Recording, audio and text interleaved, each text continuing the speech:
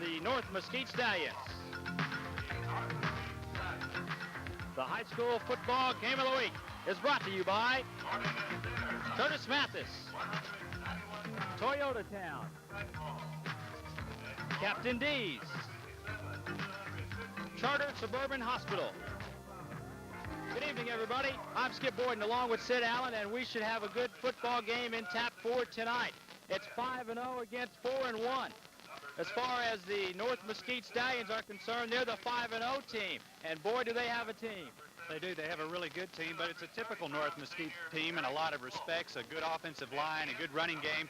They don't do anything too fancy. They just do it very well, Skip. Okay, and speaking of Highland Park, they come into the game at 4-1, and their only one loss came the first game of the season. And during that first game of the season, they lost by a score of 10-7 at the last couple of seconds in the football game on a last-second field goal in a muddy field. Well, Highland Park's really bounced back since that opener. They have a very good quarterback in Casey Kleiss. John Hopkins, a very good receiver. They open it up a little bit more, a very balanced attack. Okay, as far as that's concerned, we talked with the head coach of the Highland Park team. We talked with Randy Emery, and Randy Emery talked about their balanced team.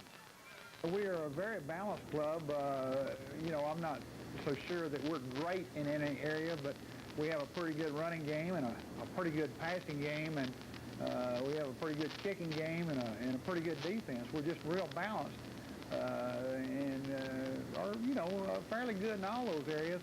The defense is really very similar to North Mesquite, very swarming type defense. Offensively, we have 2 or 3 pretty good skill position players. Head coach Randy Emery from Highland Park talked about a balanced team, and a balanced team they have. They do. They have a very good balanced attack. They've also got a very good defensive team, and again, since that very first loss at the beginning of the season, they've really come on strong. I think they're going to be the first team that's really going to challenge North Mesquite this year. Okay, as far as North Mesquite is concerned, we talked with their head coach, Gary Childress, and he talked to us about how important this football game is. Well, it's got to be the biggest game of the year right now because it's the first district matchup between 2 of the contenders and 2 great football teams. So it's going to be a great game and a very, very important game. It is an important football game. 5-0 against 4-1, and that's what it's about here tonight. Historically, it's always been a game that's involved a playoff spot on down the road, and this game should be no different. Okay. So that is tonight's setup pregame show for tonight as we feature the North Mesquite Stallions taking on the Highland Park Scots. We'll be back with the opening kickoff in just a few minutes.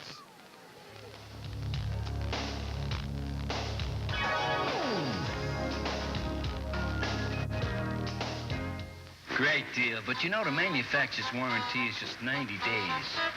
May I suggest a dandy little service contract? When you buy most TVs, you pay a lot extra for a service contract.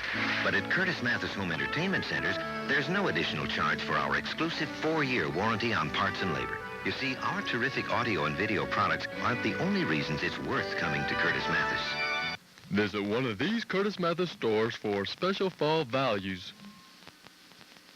When you have a medical emergency, you need a convenient, high-tech facility with a skilled and caring staff. Charter Suburban Hospital has this kind of emergency room to serve you. Located at 1011 North Galloway. Skip Boyden along with Sid Allen. And you see onto the field now the North Mesquite Stallions. As we touched up on earlier, coming to the football game at 5-0. And as you can tell right there, they are very enthusiastic about getting this one started. Well, this game, Skip, always means a lot to both teams. As we mentioned down on the field, there's usually a playoff spot in District 9-5A at stake, and in most cases it's been the district championship on the line. Of course, Wilmer Hutchins, for the last several years, has figured in those district championship situations. Wilmer Hutchins is no longer in this district, so it's really boiled down this year to Highland Park and North Mesquite. And in all honesty, the winner of this game will probably win the district championship. Most experts agree that these are definitely the 2 most talented teams in the district. As far as the teams are concerned, North Mesquite Stallions are averaging at least 40 points a game. Meanwhile, Highland Park averaging 30 points a game, but they both have tough defenses, averaging only 10 points. They're letting their opponents only score 10 points. And I talked with the coaches from both teams, and they said by that meaning most of the scoring has come when the second team defense has been out there. I was going to say some of those statistics may be just a little bit misleading because both of these teams have been involved in some blowouts, and as a result we've seen some non-first teamers out there for much of the time, especially in the second half, and some of those defensive numbers may be a bit higher than they would be if first teamers were out there for the full 4 quarters. The only team that they played so far this season, the team that they played, both teams have played Greenville. And North Mesquite Stallions won it 34-3, and Highland Park beat Greenville 44-7, if that means anything. Take it or leave it. One thing that the fans may watch for, Skip, in this ball game, offensively for both teams, Highland Park, in all likelihood, will have to establish the passing game, and if there's any part of North Mesquite's defense that is suspect is the secondary. When North Mesquite is on offense, watch for their offensive line. If they can dominate the line of scrimmage, they're going to be tough to stop on offense. North Mesquite will kick off, and doing the kicking will be number 42, Brian Bedell. And the kick is up. And taken at the 10. Across the 20, trying to go up the middle, and then finally stuck down at about the 22-yard line. And hit on the carry that time, number 23 for Highland Park. And that's Josh Weiler. So it'll be 1st and 10 as Highland Park will come out on offense. Casey Kleiss, their quarterback, is a junior. He's already thrown for 653 yards this season, and Highland Park definitely likes to open things up.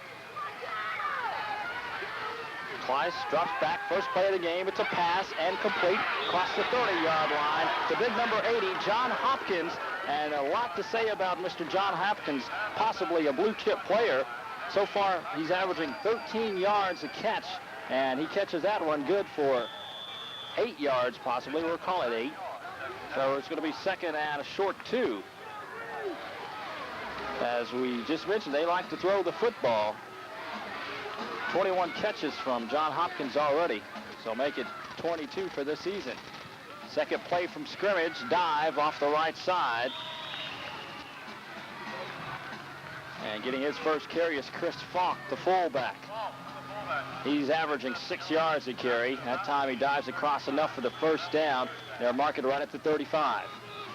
Well, again, as we mentioned on that very first play from scrimmage, that's something you're probably going to see Highland Park do a lot, is that quick out to a split end John Hopkins. And if they can get those big gainers on first down, their offense is going to be tough to deal with for the Stallions. Casey Kleiss back to pass again, this time the far side, and it's overthrow. Tried to hit Ward Chandler over there. Chandler coming out of the backfield as the wing back, and just overthrew Chandler that time. Let's give you the offense so far. Casey Kleiss, the quarterback. Ward Chandler at wing back, Chris Falk the fullback, and Preston Leon the tailback. Wide receiver John Hopkins, and the tight end is Rob Boudreau. On the line is Alan Pierce, the left tackle, King Hughes, the left guard, Rip West, the right guard, Dale Smith, the right tackle, and Brian Sanders snapping the football. 2nd and 10. Stuck hard right at the line. Nowhere to go that time for Preston Leon, as he is met head-on by number 81, Dustin Canaday, and the rest of the defensive line. Another man to watch for North Mesquite there you see right in the middle going back to the huddle is Chris Zink. He's a 190-pound senior linebacker, and he's been around for a while for North Mesquite, and he's an excellent ball player. He was in on that stop. 3rd and 10, a definite passing situation. We'll see what they do. Drops back, Kleiss gets it complete. And drug out of bounds at about the 39. He won't pick up the first down that time, though. And the completion pass to Preston Leon. And Leon, running back coming out of the backfield, won't get enough for the first down to set up a punting situation. Nice open field tackle that time by Heath Toe. Leon had a chance to break that, but Toe just hung on for dear life and brought him down. And John Hopkins will come in to punt the ball. He's averaging 37 yards a punt through 18 punts in 5 games. and back deep.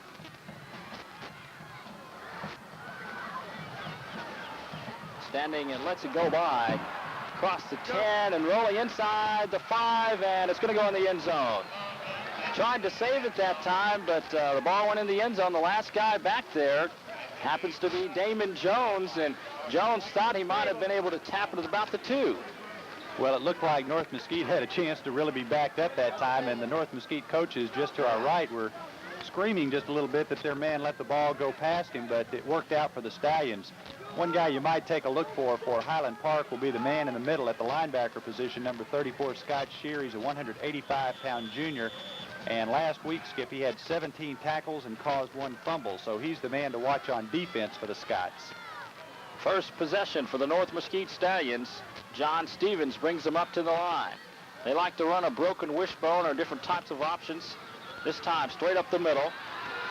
John Moody, the fullback, gets the carry. He may get a couple before the defense racks them up for Highland Park Scots. Let's go over the offense for you for the North Mesquite Stallions. John Stevens at quarterback.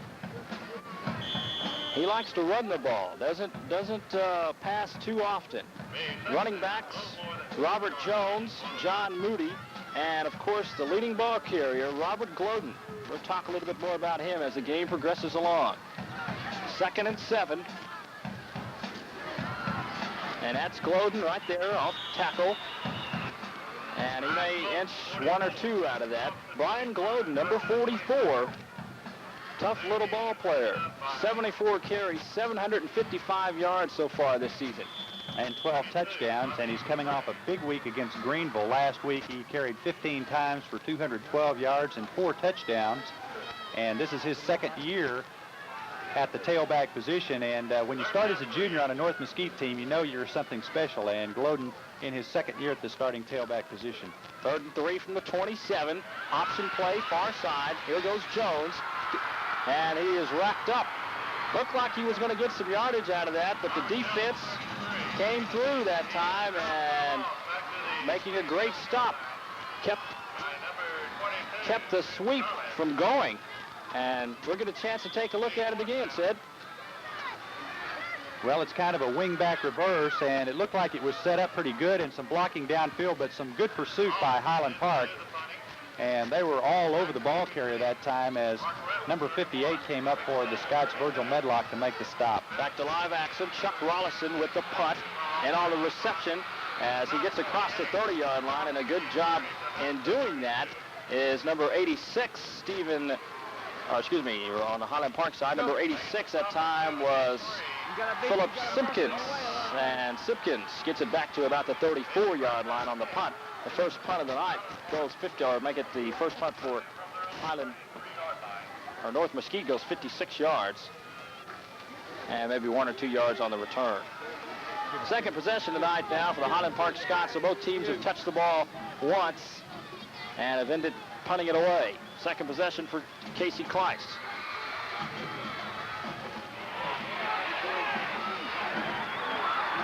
Ball given that time to Chris Falk.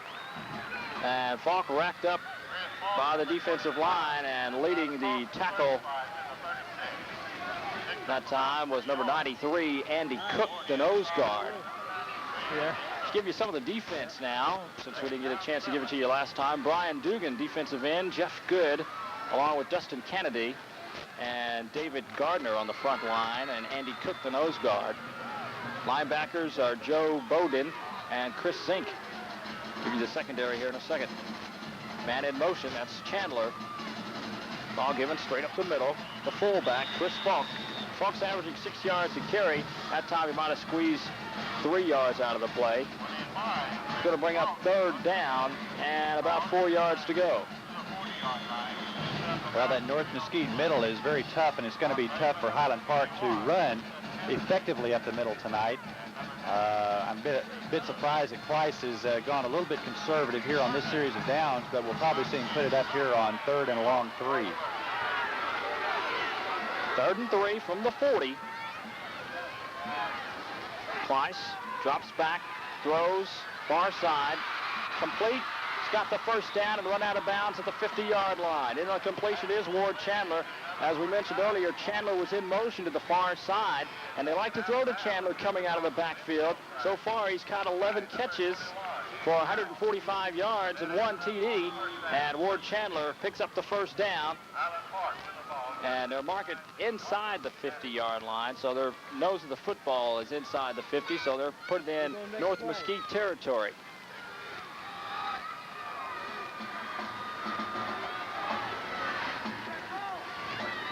Trap play, and there's a hole. Leon crossed the 30, and finally dropped down at the 20-yard line. Preston Leon doing a great job in running. He had a great hole that time. Finally brought down with help from Heath Toe and also Ben Floor on the play. But a great run from Preston Leon. But you're going to see this replay here in number 49 for Highland Park. I believe Ward Chandler is going to get called for a holding penalty right there at the top of your screen. I believe he was just a little bit over-aggressive with his blocking. We'll see what the call is, but it could be a holding call here against Highland Park on the downfield block. Well, the officials are marking it off, and we'll get the call. So illegal use of the hands, just like a hold as well.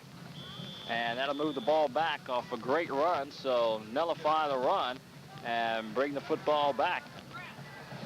But it won't be brought back to the 50 because the flag was thrown. You have to mark it from where the flag was thrown. So they're going to mark it at the 43-yard line, where it will be first and about 4. Kleiss looking, throwing, he's got a man, he's open at the 10 and finally brought down at the 5. That's big John Hopkins. And Hopkins that time beat his 2 defenders out there, and as soon as he was across the 20 and across the 15, he was open, and Kleiss got him the football, and Hopkins finally drug out of bounds at about the 4-yard line. On the replay, you'll see that Hopkins just got behind his defensive man, Heath Toe, and then it was a foot race, and Toe was able to bring him down, but it's first and goal at the North Mesquite 4 now as the Scots drive. A 40-yard pass completion from Kleiss to Hopkins. First and goal from the 4. Ball given and stuck at the line, nowhere to go for the fullback, Chris Falk. Or excuse me, that was, yeah, that was Falk on the carry that time. They give him 1, it's 2nd and 3. We're working around this corner. From the goal line. And you take a look at the Mesquite Stallion defense there. You had a quick shot of that. As they want to stiffen up. As we mentioned earlier, both teams usually averaging giving up only 10 points. But both teams like to score a lot. Here's Kleiss. Got a man open. He's in for the touchdown. It's Preston Leon with a pass completion. It's a 3-yard touchdown pass completion from Kleiss to Preston Leon, and he gets in, and we're going to chance to take a look at it again. Well, Leon just flaring out of the backfield, and the Stallion defense just not getting over to cut him off that time, and an easy 6-pointer that time for the Scots. And in to attempt the extra point is John Hopkins. Hopkins, 17 of 19 for extra points. Ball is down, and the kick is up, and it's good. So with 5:48 to play in the first quarter, the Scots strike first on a 3-yard touchdown pass completion from Casey Kleiss to Preston Leon. So the drive that time, a great drive without a penalty, would nullify that, and they'd get stuck with that. But instead, they were able to make a great 40-yard pass completion to get them down to about the 4-yard line. And from there, it only took them a couple of plays, and they stuck it in the end zone. Well, very impressive drive that time for Highland Park. Skip thus far in the first quarter. Casey Kleiss has already completed 5 out of 6 passes for 64 yards and 1 touchdown. And he's spread it around among 3 receivers. John Hopkins has caught 2, Preston Leon has caught 2, and Ward Chandler has caught 1. On the ground, the Scots have moved well also. Preston Leon, 2 carries for 22 yards, and Chris Falk, 4 carries for 12 yards. So that good, balanced Highland Park offense has gotten the first points on the board. It's 7-0 Highland Park with 5:48 left in the first period. So getting set to see the football, John Hopkins will get set to boot it away. The deepest man back there for North Mesquite is Brian Glodden, along with Brian Neighbors and Robert Jones. The kick is deep, and to go in the end zone and through the end zone. And the North Mesquite Stallions will start off on their own 20-yard line from the kick from John Hopkins. So Highland Park touched the football twice, and they were able to put their second possession into the end zone. Now this will be the North Mesquite Stallions' second touching of the football. And as we mentioned, both teams score a lot of points. So you think we'll see a high-scoring football game? I think the chances are pretty good before the evening's over that the team that's going to win is going to have to score at least 21 points. Stevens, handoff right up the middle. Fumble on the play, and I believe they got it back. They do. And on the fumble recovery, number 88, and that is William Watson. Watson recovers John Moody's fumble. So Watson just happened to be at the right place at the right time that time. He's the tight end. William Watson recovers the football and maybe got enough for the first down after the recovery. Well, fumbled just a little bit past the 30-yard line, which is the point they needed for the first down. I think you're going to see North Mesquite just stick to its basic grind-it-out type of offense here. John Stevens, quarterback, end around. Glodden across the 35, finally brought down on the sideline. In on the stick that time. There you see him, number 44 on the stick. One of the trademarks of the North Mesquite offense has been the work of their pulling guards, and that time number 64, Kent Smith, didn't get a real good block, but got kind of a screen block, and that enabled Glodden to get outside, turn on his speed, and pick up the 7 yards. So to bring up second down and 3 from their own 37-yard line.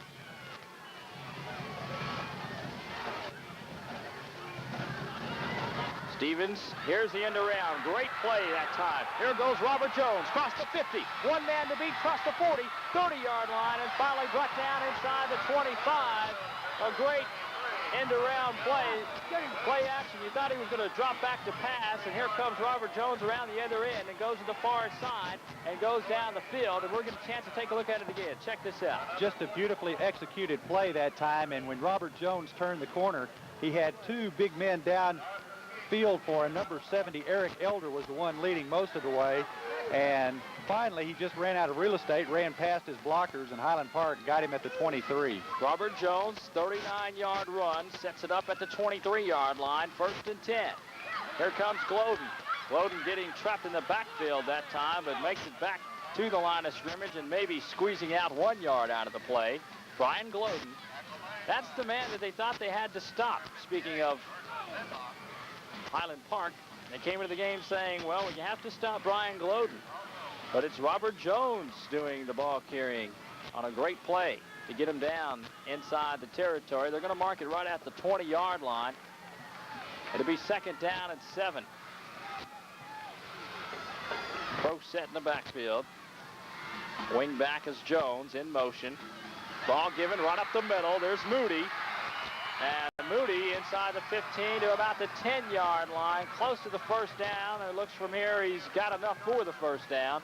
They mark it inside the 10 at about the 9-yard line. Well, just excellent blocking right up the middle that time by those 2 big guards, Kent Smith and Oscar Rosales, and the center, Chris Mayhall.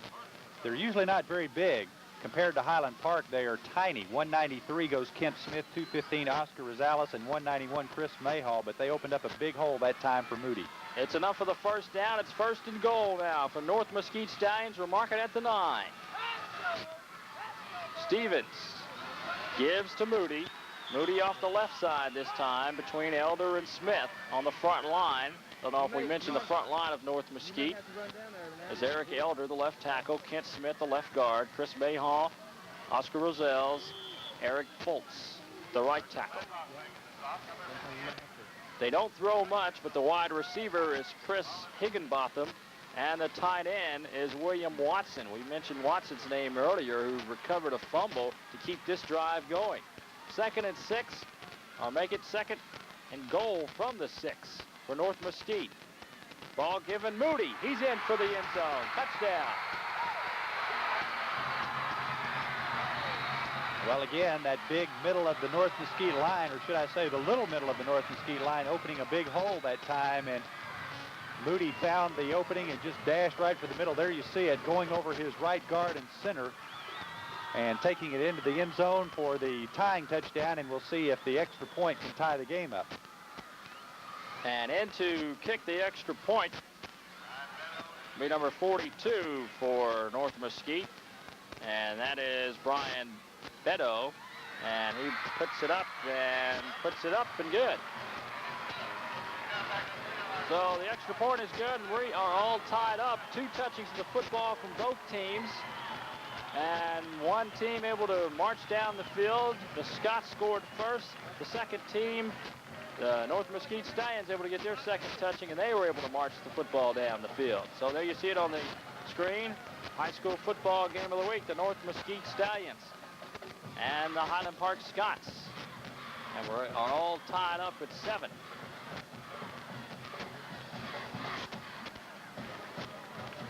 .222 now left to play in the first quarter. So I think both offenses have broken up a little bit, been able to get things going. And like we mentioned earlier, it may be inclined for a good football game, a high-scoring one, even though both teams pride themselves on the great defense they have. But if you have a great offense and a great defense, you would think the game would be kind of close all the way to the wire, and I think we're going to see that here tonight. 7-7 between the Stallions and the Scots from Memorial Stadium in Mesquite, Texas. There's the kick. Taking it about the 12, trying to get to the 20, and brought down. A great tackle that time. And with a great stick is Joe Bodine. They want to mention Joe Bowden, and Bowden makes the tackle.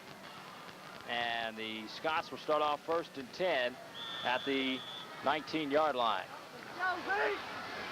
Well, the Scots very successful mixing it up thus far here in the early going, and wide receiver split on both sides this time, so Casey Kleiss is going to keep the ball in the air quite a bit, I would imagine. Kleiss with the long count. Looked like he changed the call, and maybe a busted play because there's nobody there to pitch to. And coming in to make the stick, doing a great job in reading the play, is Bowden.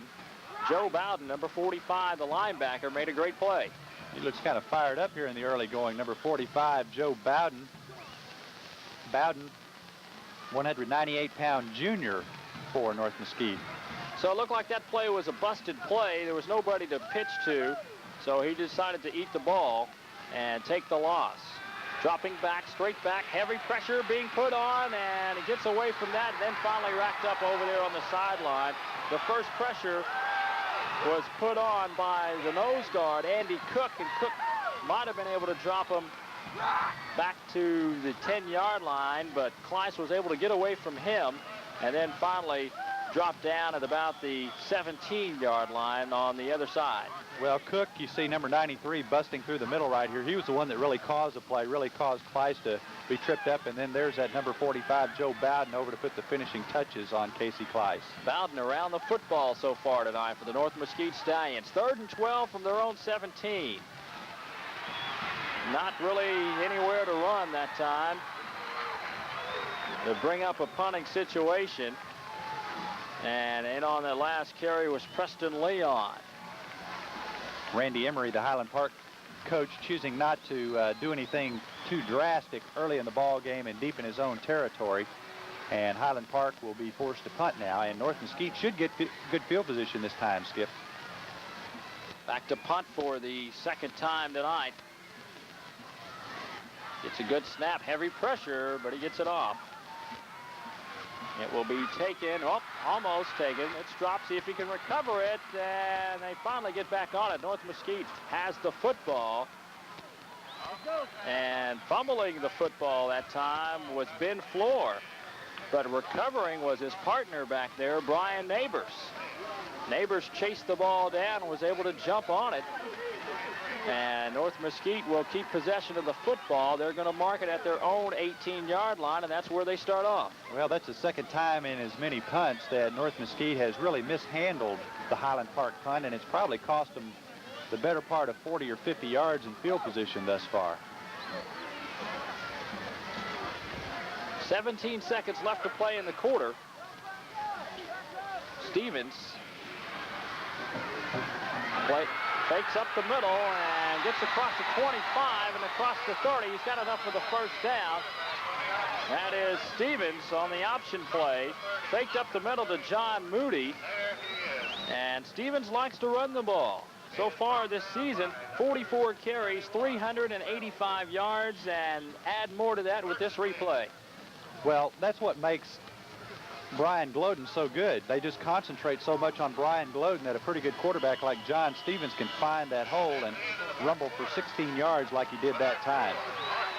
Okay, that's going to end the first quarter. We are all tied up. The Stallions 7, the Scots 7. Heritage Cable High School football game in the REAK continues in just a few minutes after these important messages.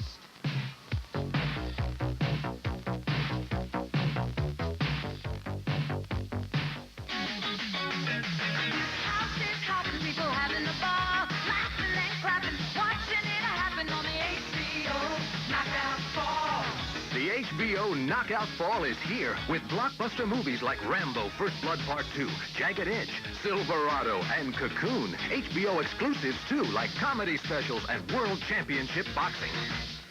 Now here's your man and he's got it all on the HBO Knockout Fall. Reserve an HBO seat as Inside the NFL tackles its 10th year. Join Gridiron greats Len Dawson and Nick Bonaconti as they map the season's changing tides. And again this year, you can participate in the Super Poll to the Super Bowl. Your opinion on hot NFL topics is your chance to win a trip to Super Bowl 21 in Pasadena. Inside the NFL, celebrating 10 years as football's finest hour.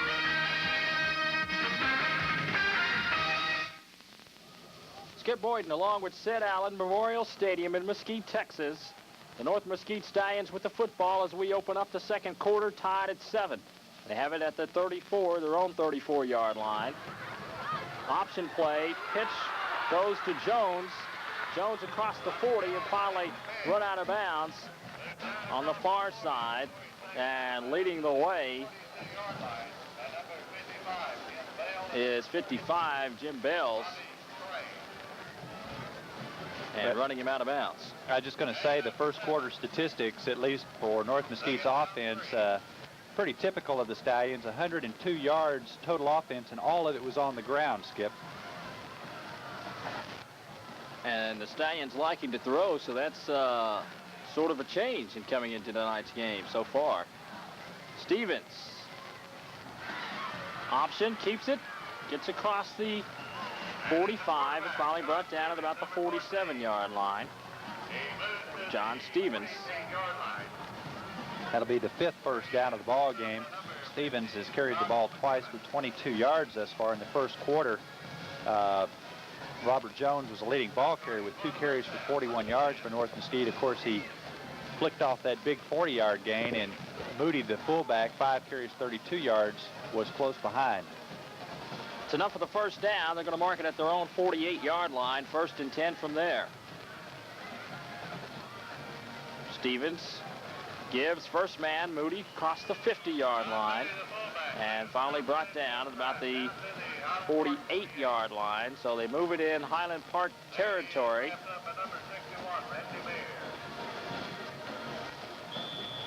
And North Mesquite likes to keep the ball on the ground. And as you mentioned earlier, they like to give it to Brian Gloden. But if the team keys up on Gloden, North Mesquite is able to do some different options. And that's what they've showed so far tonight. 2nd and 6.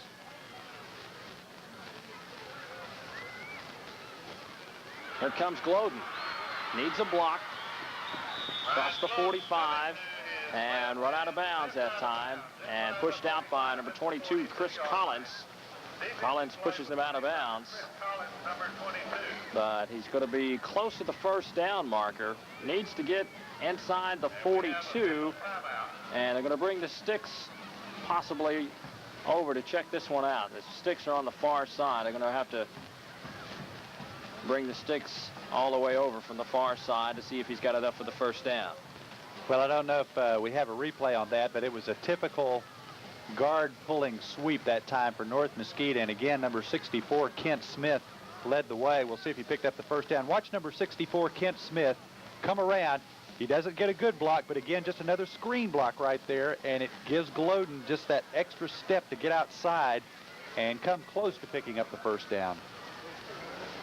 Okay, he will not make the first down. As you see him, the official spotting the ball right there, just short by the nose of the football. So it's going to bring up third down, and what do you think? Stevens will just keep it himself. Well, I don't expect anything too fancy right here. We haven't seen anything fancy all night yet. So you might look for Moody to go right up the middle, or perhaps even a quarterback sneak at this point. As you look at Gary Childress in the blue hat, the North Mesquite coach, right there in the picture a moment ago. 3rd and 1 from the 42. 10:36 to play before halftime, and we're tied at 7. Stevens keeps it himself. He's got the first down at the 40-yard line. John Stevens with the quarterback sneak gets enough for the first down. Don't really think it was a sneak that time. I think mostly everybody knew it was going to be a little short play like that to keep the drive alive. And they'll mark it right at the 40-yard line, where it will be 1st and 10 from the 40.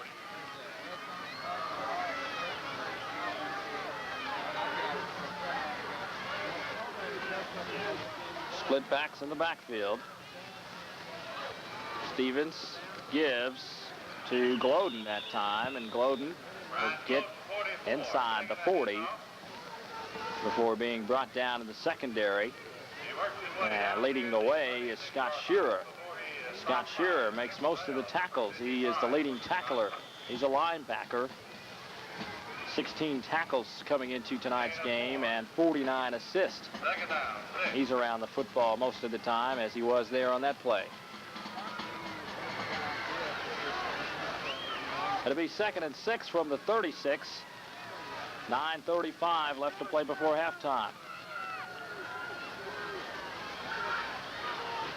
Stevens keeps the football himself, tries to get a block across the 35, and getting out there, finally out of bounds at about the 30-yard line. And he was waiting for that block from Kent Smith, the left guard who was pulling that time.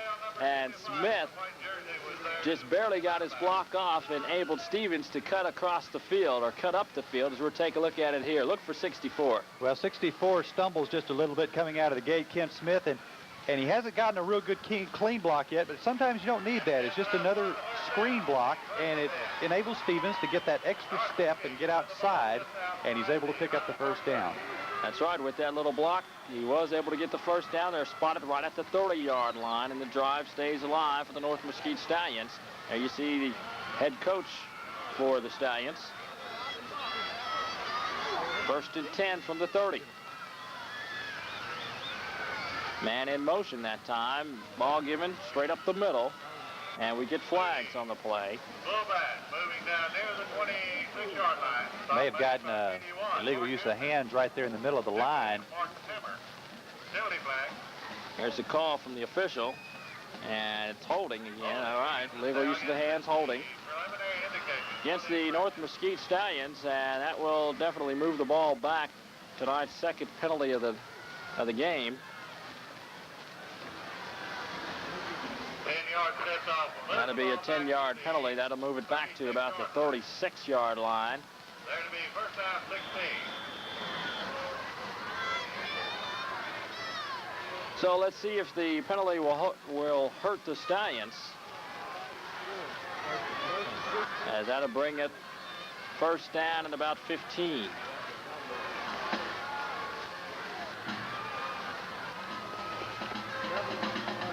Stevens, play action, now makes the pass out of the backfield, and getting past him, that's across the 35-yard line, across the 30-yard line. And on the play is Robert Jones, and almost coming up with a tackle was Brian Medlock. Looked like Medlock was on Jones one-on-one, just couldn't bring him down. No, that time Jones did a good bit of open field running to get by the Highland Park man. Picked up about 7 yards that time, but that's the first pass thrown by North Mesquite tonight. As you look at it on replay, and actually that's just barely a pass. It was a forward pass, but not by much. And you see him finally drug out of bounds that time by number 22, Chris Collins. 2nd and 9 from the 29. Ball given Glodden. Here come to the near side and try to pick a hole before being stuck hard that time by number 50 from Highland Park. And that's Scott McKinnon, a linebacker, 185-pound junior, makes the stick on Glodden. So Glodden was able to pick up a couple of yards. We'll see it here. Well, that time Glodden decided to cut it back inside rather than take Kent Smith's block going outside, and was able to pick up about 4 or 5 yards that time. As we saw that good, clean hit from Scott McKinnon. 3rd and 4 now for the Stallions as they're trying to keep this drive alive. We're tied at 7. Ball given right up the middle, goes Moody. Moody will inch his way out to about the 20-yard line. I believe he should have enough for a first down, or it'll be very close. They'll probably bring in the chains to take a real close look at it, but you might see North Mesquite go for it at this point regardless, because Highland Park, Skip, really has really shown that it can't stop North Mesquite at this point. That's right, even with the 10-yard penalty they had for holding, they were able to get that back and move an inch close to the first down, as they're going to bring the sticks out again to measure as the clock stops with 7:15 to play before halftime, and we're tied at 7. Both teams scored on their second possession tonight, and that is going to be a little short. You see good close shot from the camera crew. But definitely North Mesquite in 4-down territory. They've already rushed for about 147 yards here in the first half, so they have really shown that they can move the ball against this Highland Park defense. They were stopped only on their first possession. Since then, Highland Park just hasn't been able to even come close to stopping the Stallions on the ground. Bringing up 4th down, and the Stallions are going to go for it, as you mentioned. 4th and 1 from the 20. Fans are on their feet. Crucial call with 7:01 to play before halftime. Stevens gives Glodden first down. Glodden off the left side, off Eric Elder, and follows the block and gets the first down, and the drive stays alive for the Mesquite Stallions. Well, mostly when you think of Brian Glodden, you think of a breakaway back, but that time he showed good power. That offensive line on the left side for North Mesquite really firing out nicely, and Glodden able to pick up the first down with plenty to spare. They're marking at the 19-yard line.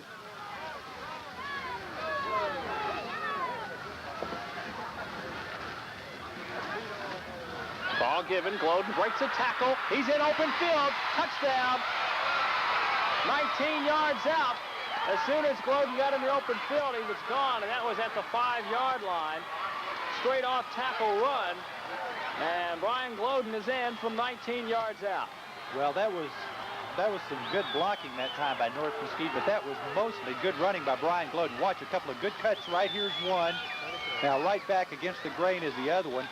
A good downfield screen block by number 22 for North Mesquite, Higginbotham, but mostly Brian Glodden's effort that time for the touchdown. And to kick the extra point, it looks good, and it is good for the North Mesquite Stallions, and kicking it is Brian Biddell.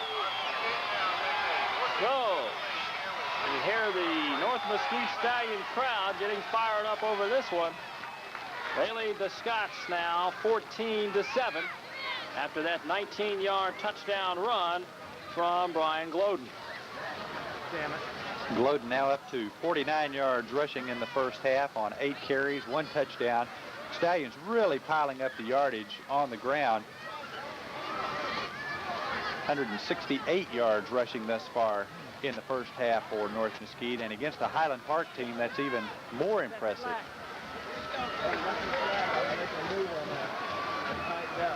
So, let's see if Highland Park can match it, as both defenses aren't really playing as tough as the records say they are. But the offense of both teams possess a lot as well. So we'll see if Highland Park can come back. They were the first ones to score. They led 7-0. And the Stallions came back and tied it up. And now with 6:21 to play before halftime, the Stallions have taken the lead. But I don't think they're going to hush up the Highland Park Scots that easily. Back deep to receive. Josh Lawler, number 23. Philip Simpkins, number 86. There's the kick. Back deep and being taken at the 10. They'll get to the 20 and finally brought down at about the 25 or 26-yard line, and Simpkins in on the return that time for the Highland Park Scots. And there you take a look at the crowd that is here. You touched up on earlier while we were down on the floor about the crowd, and we see a lot of people, but you say it used to be packed. Well, a couple of years ago when these two teams were playing here, I remember that 20,000 fans came out to see Highland Park in North Mesquite. We don't have that many tonight, but since the opening kickoff, I'd say we probably have about 7,000 or 8,000 here on hand at Memorial Stadium. Some of them still trying to get in the door. Out in the flat pass, complete, and on the reception, And that would be John Hopkins Hopkins. in on the recovery that time with the reception. At the 35. He's averaging 13 yards a catch, and he scored 3 TDs. He caught a long 40-yarder one earlier tonight to set up a score. That time he's good for 9. 2nd and 1 from their own 35. 6:11 to play before halftime. Casey Kleitz on the option. He'll keep it, get across the 40. He's crossed the 50-yard line, and at one man to beat him. Number 41 there makes the stop, Ben Floor. Looks like if he would have got past Floor, he might have got a little bit more out of that play. But a little burst of speed that time from Casey Kleitz. He picks up the first down and moves the football in North Mesquite territory. Preston Leon trailing this time, but I don't think Casey Kleitz even looked. He saw the opening that time, and you don't think of him as a very good runner, but he picked his spot very nicely that time and was able to turn it on for 17 yards and a first down. 5:46. Clock ticking away. Kleitz, option. He'll keep it again. Cross the 40. There's nobody there. Cross the 20-yard line. He may go. 10, 5, touchdown. Kleitz. Casey Kleitz is in for the score. The same exact play, but this time to the other side of the field. They had one guy to beat back there. I was telling you that on the last play. There was only one guy to beat. This time, they don't catch Kleitz. He's in. Let's take a look at it again. This one out from 48 yards. Casey Kleitz. Well, I think you're just going to see the North Mesquite Stallions coming up to concentrate on Preston Leon, and lo and behold, Casey Kleitz just cut it inside, and there was nobody over there to back it up for North Mesquite, and Kleitz, with not very good speed, with an open field, able to go all the way. Hopkins adds the extra point, as you see the officials.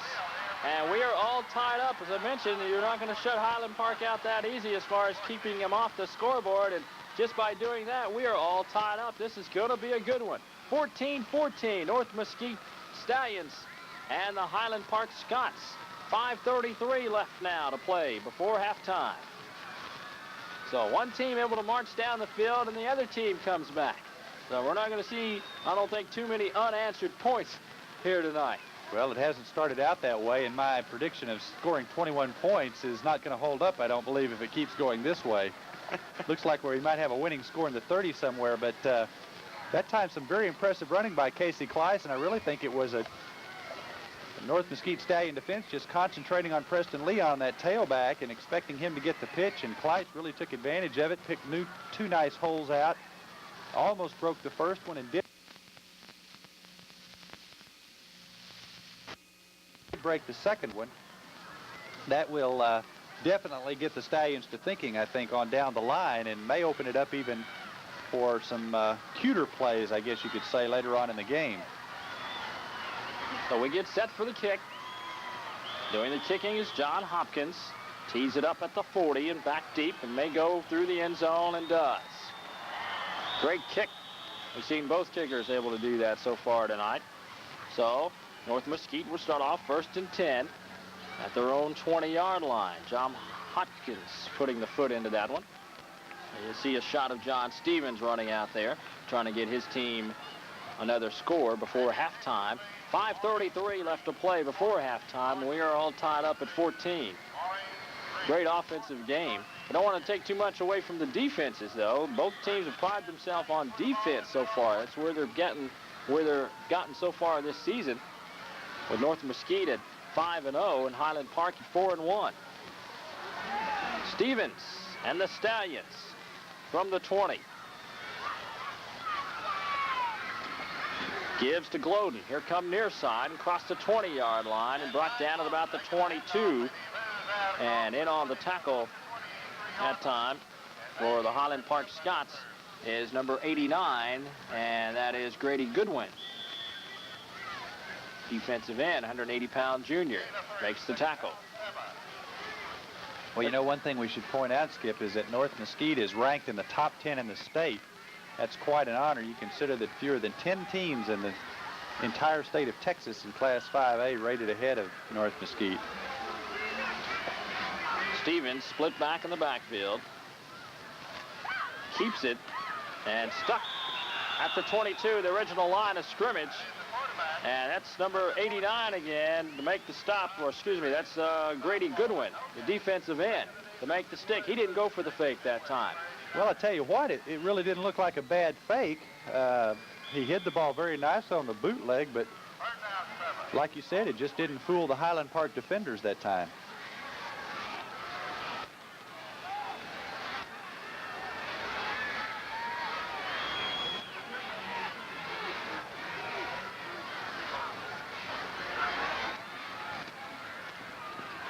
Stevens drops back to pass, and it's caught. If he hung on to it, he did. Great catch. Is on the sideline and coming up with the reception that time for North Mesquite is Steven Segraves. Steve Segraves, the tight end, 194-pound sophomore, makes the catch that time. Well, Steven shows that he can throw it when he needs to. He's now 2 out of 2 in the game for 16 yards, and that's the 10th first down in the first half for North Mesquite. His first reception, enough for the first down. They'll mark it at the 32, 1st and 10 from there. Stevens, play action, roll out, option pitches now, across the 40-yard line. Getting close to the first down marker is Robert Jones. Jones with the play, close to the first down marker. Let's see, he's going to be a little shy. Robert Jones, number 33, doing a great job with it. Made that play. John Stevens hung onto the ball long enough and makes the pitch at the right time to get Jones out there. And that time the junior weak side linebacker, Jack Sides, just couldn't fight off John Stevens to get to the ball carrier until Jones had picked up 9 yards. 2nd and 1 from their own 41-yard line. 3:25 and clock ticking before halftime. We're tied at 14.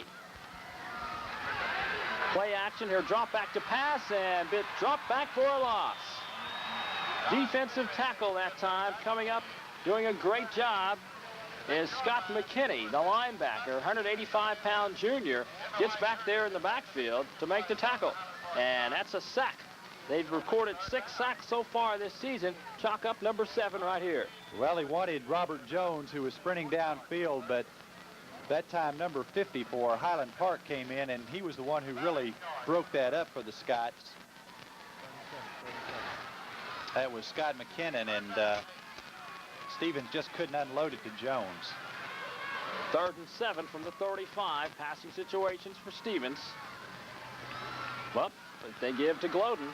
Glodden slipped a little bit and able to drop down at about the 40-41-yard line. If he hadn't have slipped, he might have got a little further.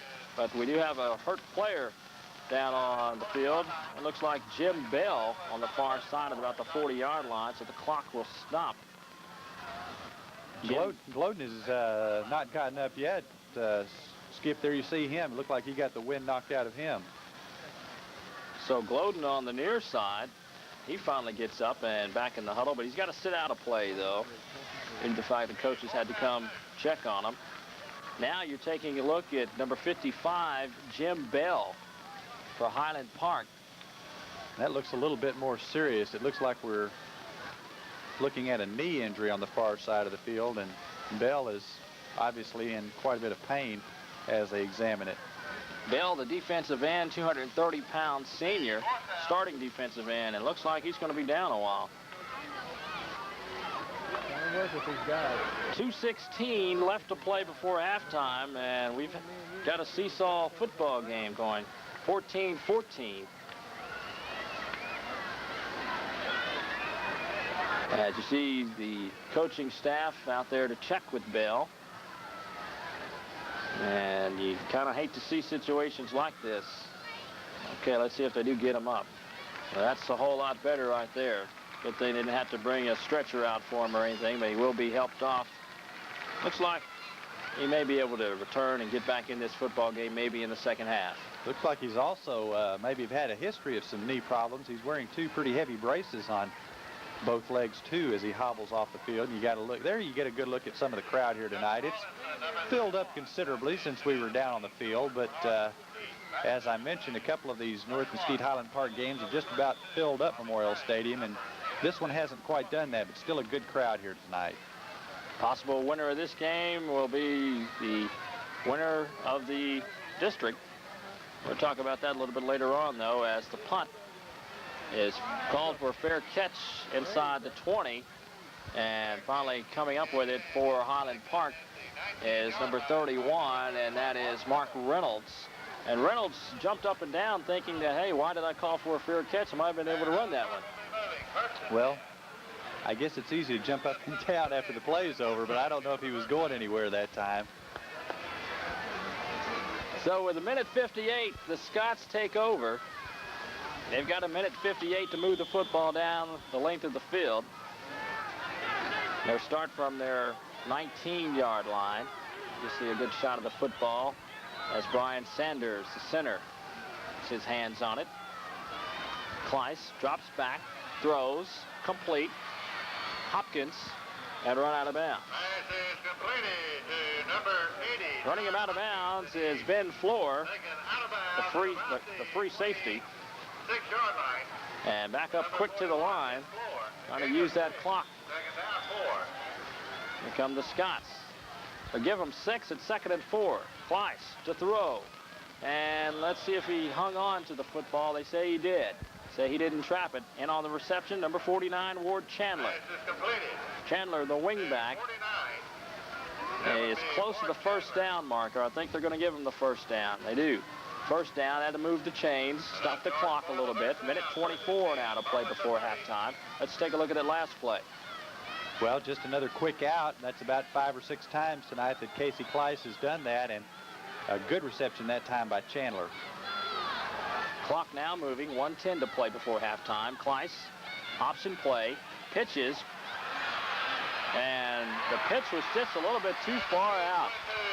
He pitched it to Preston Leon, but Leon had nowhere to go. Ben Floor was there with the stop. Well, I think the North Mesquite coaches may have had a little session with their outside people during the last change of possession, as that time they closed on both Leon and the quarterback Kleiss that time, and was able to stop Preston Leon for a 1-yard loss. By the way, Skip, here in the first half, Casey Kleiss, if you can believe this, has completed 8 out of 9 passes for 83 yards, so he's done an excellent job throwing the ball. Kleiss, as far as coming into tonight's football game, throwing 64%, 6 touchdowns and 2 interceptions. But he also likes to run the football, as he showed us earlier tonight. 28 carries, 84 yards coming into tonight's game, and 3 TDs. He got number 4 tonight. Well, he's a leading ball carrier for the Scots here in the first half with 62 yards on 4 carries, so he's already total offense at 145 yards in the first half, has passed for 1 touchdown and run for 1. The Scots use up one of their timeouts with 51 seconds left to play. They still have 2 more. The Stallions with 3, but there's no reason why the Stallions will want to stop the clock unless they can get their hands on the football again. Second down. There's a good look at Gary Childress, Just over 10 yards needed. North Mesquite head coach. Hoping his team can stop the Scots from getting close to the end zone. Rolling back, dropping, gets past the defender. Here now, throw across the field. He's got number 49, Chandler. Chandler with the reception. And they'll spot the football at about the 44-yard line, and the Scots will use up another timeout. And they'll have 1 left. 44-yard line. And there he is. Watch this. Good scrambling this time by Casey Kleisen. It's about the only thing he can do. He has to wait for Chandler to break open. Some good downfield coverage by the Stallions, but you finally give a quarterback enough time, and those receivers are going to work themselves open, and that's what Chandler did that time. And another good reception as Chandler has picked 2 up that were low. This one he turns into a 15-yard gain. They like to throw to Ward Chandler out of the backfield. So far, coming into tonight's game, 11 catches, 145 yards, and 1 TD. Out of the backfield, Ward Chandler doesn't run the football out of the backfield that much. Being the wingback, you think he might get the football on a wingback reverse every now and then. He doesn't run the football that much. They use him coming out of the backfield in situations like we just saw, picking up the first down as they mark it at the 44-yard line, with just 40 seconds now left to play before halftime. Tied at 14, the Stallions and the Scots. The Scots' only loss coming the very first game of the season against the Irving MacArthur Cardinals, and that was in a Mudville game. They lost that one by a field goal, coming within 3 seconds left to play in the game. First down. Kleiss. There's Chandler. Does he get out of bounds? The official says no. And the fans on the far side are a little upset about that one. They thought Chandler rolled out of bounds. But as soon as your knee goes to the turf, that depends if you're out of bounds, and his knee was not out of bounds, so the clock continues to run. Inside 20 seconds now. Kleiss will look to go out of bounds. Chandler, this time, steps out of bounds, and the official stops the clock on the near side. So getting out of bounds this time is Ward Chandler, but now there's only 14 seconds left on the clock. 11 out of 12 in the first half now for Casey Kleiss, 109 yards, and that's Chandler's 5th reception, and he's caught 3 on this drive. Boy, they could teach some pros how to run the 2-minute offense. Just about. I'll tell you what. On the play before that, though, the reason why the clock kept going, Chandler's knee touched down before he was out of bounds. So that's why they couldn't get that clock to stop for him. Far side fans from the Scots couldn't see it from the far side. 14 seconds, Kleiss will drop back to throw. And there's number 80, Hopkins, and they spot Hopkins at the 30, and he gets out of bounds. 8 seconds on the clock. They may get maybe one more play and possibly try a field goal. They still have 1 timeout left. Or maybe they'll try the field goal now. And here comes the field goal team. 8 seconds on the clock. Well, we've seen Hopkins really kick it, so this one's going to be about a 44-yard attempt, or excuse me, about a 47-yard attempt. There is no wind blowing, and it's well within his range. He's a left-footed kicker, so let's see what happens. 47 yards out. Hopkins will attempt the extra point, and Robert Reed will hold. Sanders to snap the kick. It looks long enough. Oh, not long enough. It just fell short. Needed a few more yards, and that one would have been good. Boy, he had that one right dead on line, but at 47 yards, he was about 2 yards short that time, and we're going to go into halftime all tied up. Let's watch it again. Good spot, got it up very nicely, but you're going to see it fall just about 2 yards short of the crossbar, and the official there to signal it no good. I'm sure he wanted that one, and that was a good kick. Now, with 2 seconds left to play, we'll see if Stevens goes for it all right here. 2 seconds left to play before halftime. John Stevens and the Stallions have it at the 30. This time he'll give the end-around play to Jones. Jones in open field across the 50. One man to beat down the sideline. He gets past him but won't slip past number 58 who comes up with the tackle. Holy moly, what a play. Right before halftime, and coming up with that last stop for Highland Park was number 88, Rob Boudreau. Let's take a look at it here. You want to see some speed? He just split the defense right there. Turns on the speed as he goes outside, and as you mentioned, one man downfield to beat. But he's got the angle, and Boudreau, number 32, able to drag down Jones, but not until he picked up 52 yards on the play. Okay, great electrifying run to bring us into halftime, and we thought maybe that he might have been able to go all the way for the score. Instead, he gets tackled, and we are at halftime. And a exciting football game so far here tonight. 14-14 from Memorial Stadium. Halftime activities get underway in just a few minutes.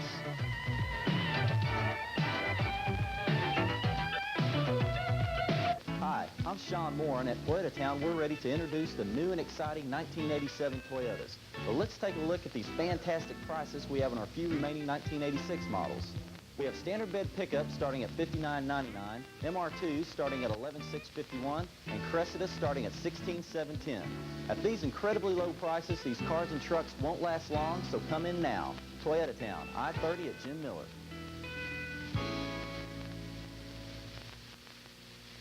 Thank you for calling Bob's. I need my VCR fixed. Please direct any service questions directly to our distributor in Indonesia. Got any trees? With many audio and video products, good luck finding good service. But at Curtis Mathis Home Entertainment Centers, we promise you quick response and dependable service. You see, our terrific audio and video products aren't the only reasons it's worth coming to Curtis Mathis. Visit one of these Curtis Mathis stores for special fall values. The thing I like about Captain D's is not only is the fish good, it's good for your physique. I fish myself, but I like this better than what I cook. No, I couldn't do it like this at home. It wouldn't be as flaky and tender and flaky as this is. It's like nothing I've ever eaten before. I can't cook fish like this.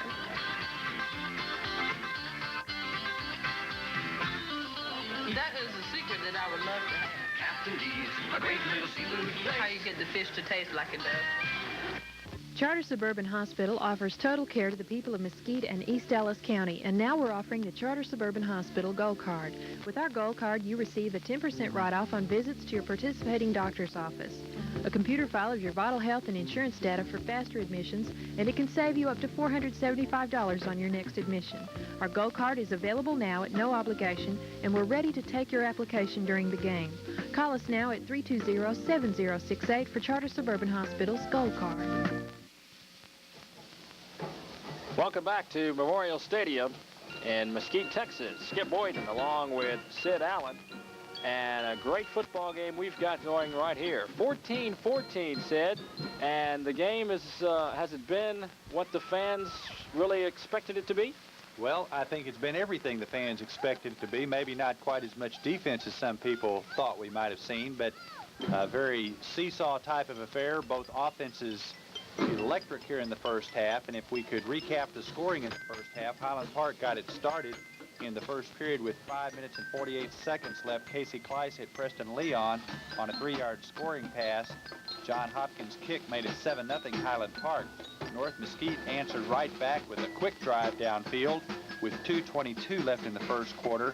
Moody, their fullback, went in from 6 yards out. Brian Beto kicked the point after, and it was 7-7 at the end of the first period. In the second quarter, North Mesquite scored first with 6:21 left in the first half. Brian Gloden was loose on a 19-yard run. Brian Beto kicked the point after, and North Mesquite took a 14-7 lead. Highland Park came back on, again, another quick drive. It didn't take very long at all. Less than a minute later, Casey Kleiss, with 5:33 left in the first half, broke on a 48-yard run around the left side. John Hopkins kicked the point after that, tied it at 14-14. Neither team was finished, though, as near the end of the first half, John Hopkins missed a 47-yard field goal for Highland Park with just 2 seconds left, so the score remained 14-14. And some excitement on the last play of the first half as Robert Jones broke for a 50-yard gain and was close to breaking it all the way before he was hauled down by Rob Boudreaux, and North Mesquite failed to score, so the two teams go into the locker room at halftime tied up at 14-14. So a great performance done by both offensive teams. Casey Kleiss coming out liking to throw the football, has ran for a score, and has done some interesting things. And as far as Brian Gloden, they come out and key on him, so Stevens uses different options in throwing to Robert Jones out of the backfield, or even Stevens rolling up some yards himself. Well, I tell you what, the two big offensive guns have been superb. Casey Kleiss for Highland Park and Gloden for North Mesquite, but it's been a couple of players other than those two have also shown some brilliance. For North Mesquite, Robert Jones has carried 5 times for 110 yards in the first half. Gloden had 57 yards on 10 carries. Stevens was 24 yards on 6 carries, and Moody, the fullback, 40 yards on 7 carries. Stevens also hit 2 passes in 2 attempts for 16 yards. But in the first half, I think the big story on offense, Skip, was Casey Kleiss. Listen to these numbers: 12 out of 13 for 124 yards.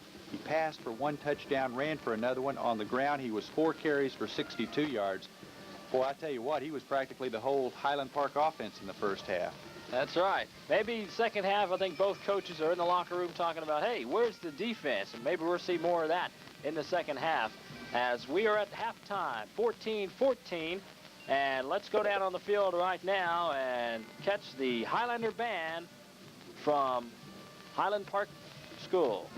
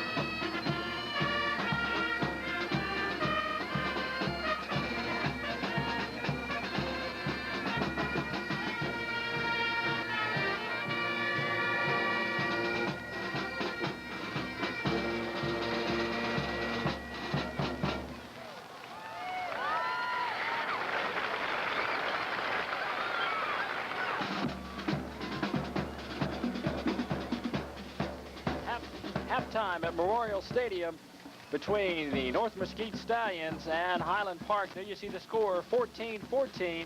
Halftime activities continue in just a few minutes after this from our fine sponsors.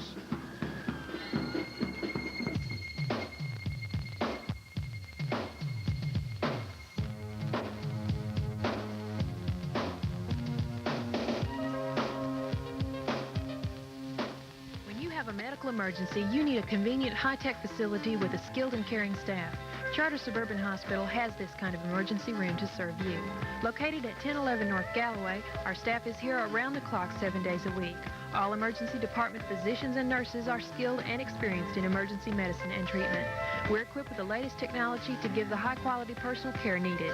Anytime there is injury or illness that needs immediate attention, call on us. We're here for you. Charter Suburban Hospital Emergency Room. Hi, I'm Sean Moore, and at Toyota Town, we're ready to introduce the new and exciting 1987 Toyotas. But let's take a look at these fantastic prices we have on our few remaining 1986 models.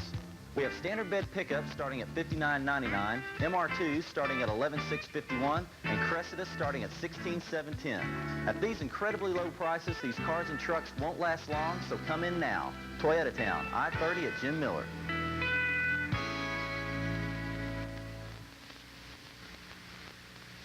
When you buy most home entertainment products, I think it says here, insert video output G into auxiliary 2. either you pay an extra charge for installation or you figure it out yourself. But at Curtis Mathis Home Entertainment Centers, we give you installation and instruction at no extra charge. You see, our terrific audio and video products aren't the only reasons it's worth coming to Curtis Mathis. Visit one of these Curtis Mathis stores for special fall values.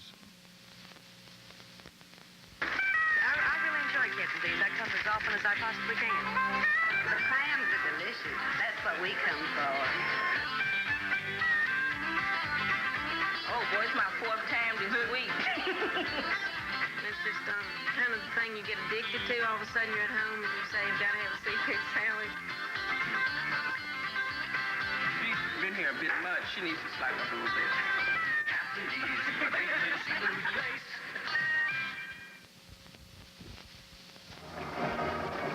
Skip Boyden along with Sid Allen here at Memorial Stadium, and we are all tied up at 14 apiece.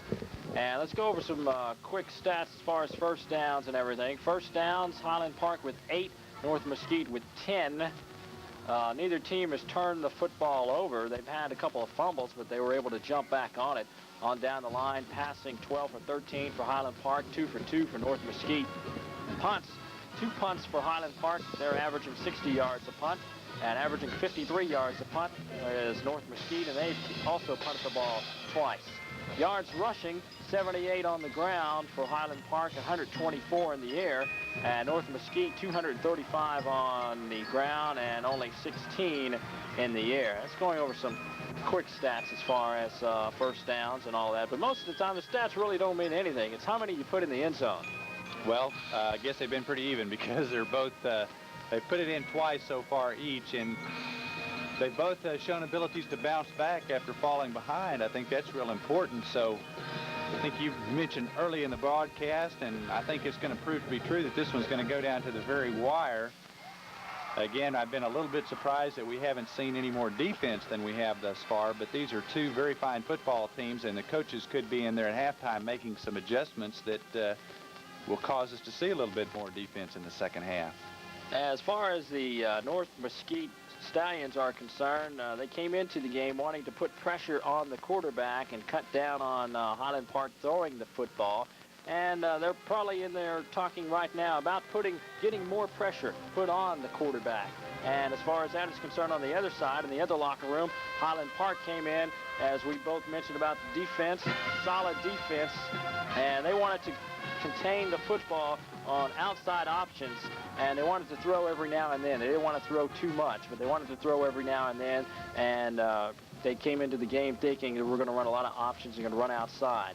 Now, in talking with the coaches from Highland Park, they say that their team is improving every week, and I asked if the team is right where you want it to be, because you don't want a team to peak too high during a point of the season, because if they get flat during close to playoff time, then they're only going to be good for one game off a great season. He says for Highland Park, they're right at the point where they should be. As far as North Mesquite, though, they say that this game will tell the story, because they said all the other games really haven't really played anybody. Well, the only playoff caliber team I would say that North Mesquite has come up against was Berkner early in the season, and they had a real tough time with Berkner, barely got by the Rams.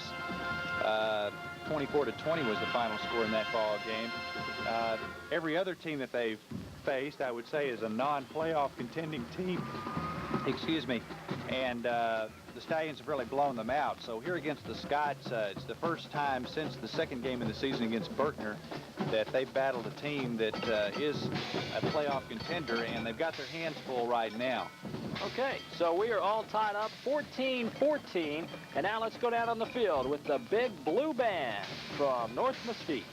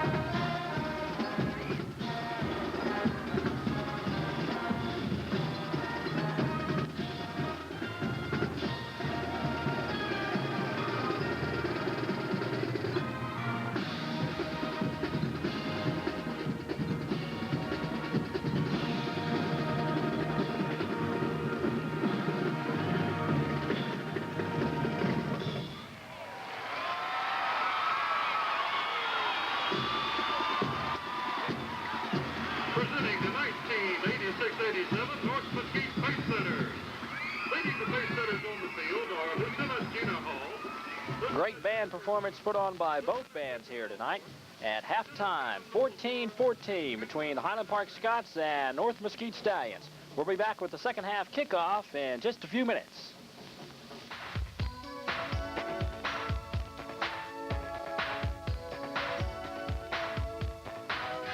Reserve an HBO's seat as Inside the NFL tackles its 10th year. Join Gridiron greats Len Dawson and Nick Bonaconte as they map the season's changing tides. And again this year, you can participate in the Super Poll to the Super Bowl. Your opinion on hot NFL topics is your chance to win a trip to Super Bowl 21 in Pasadena. Inside the NFL, celebrating 10 years as football's finest hour.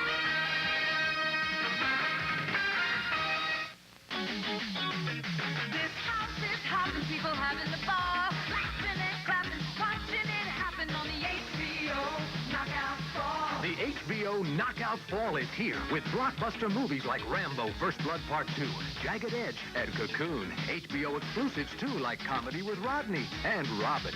So catch it all. On the HBO Knockout Fall.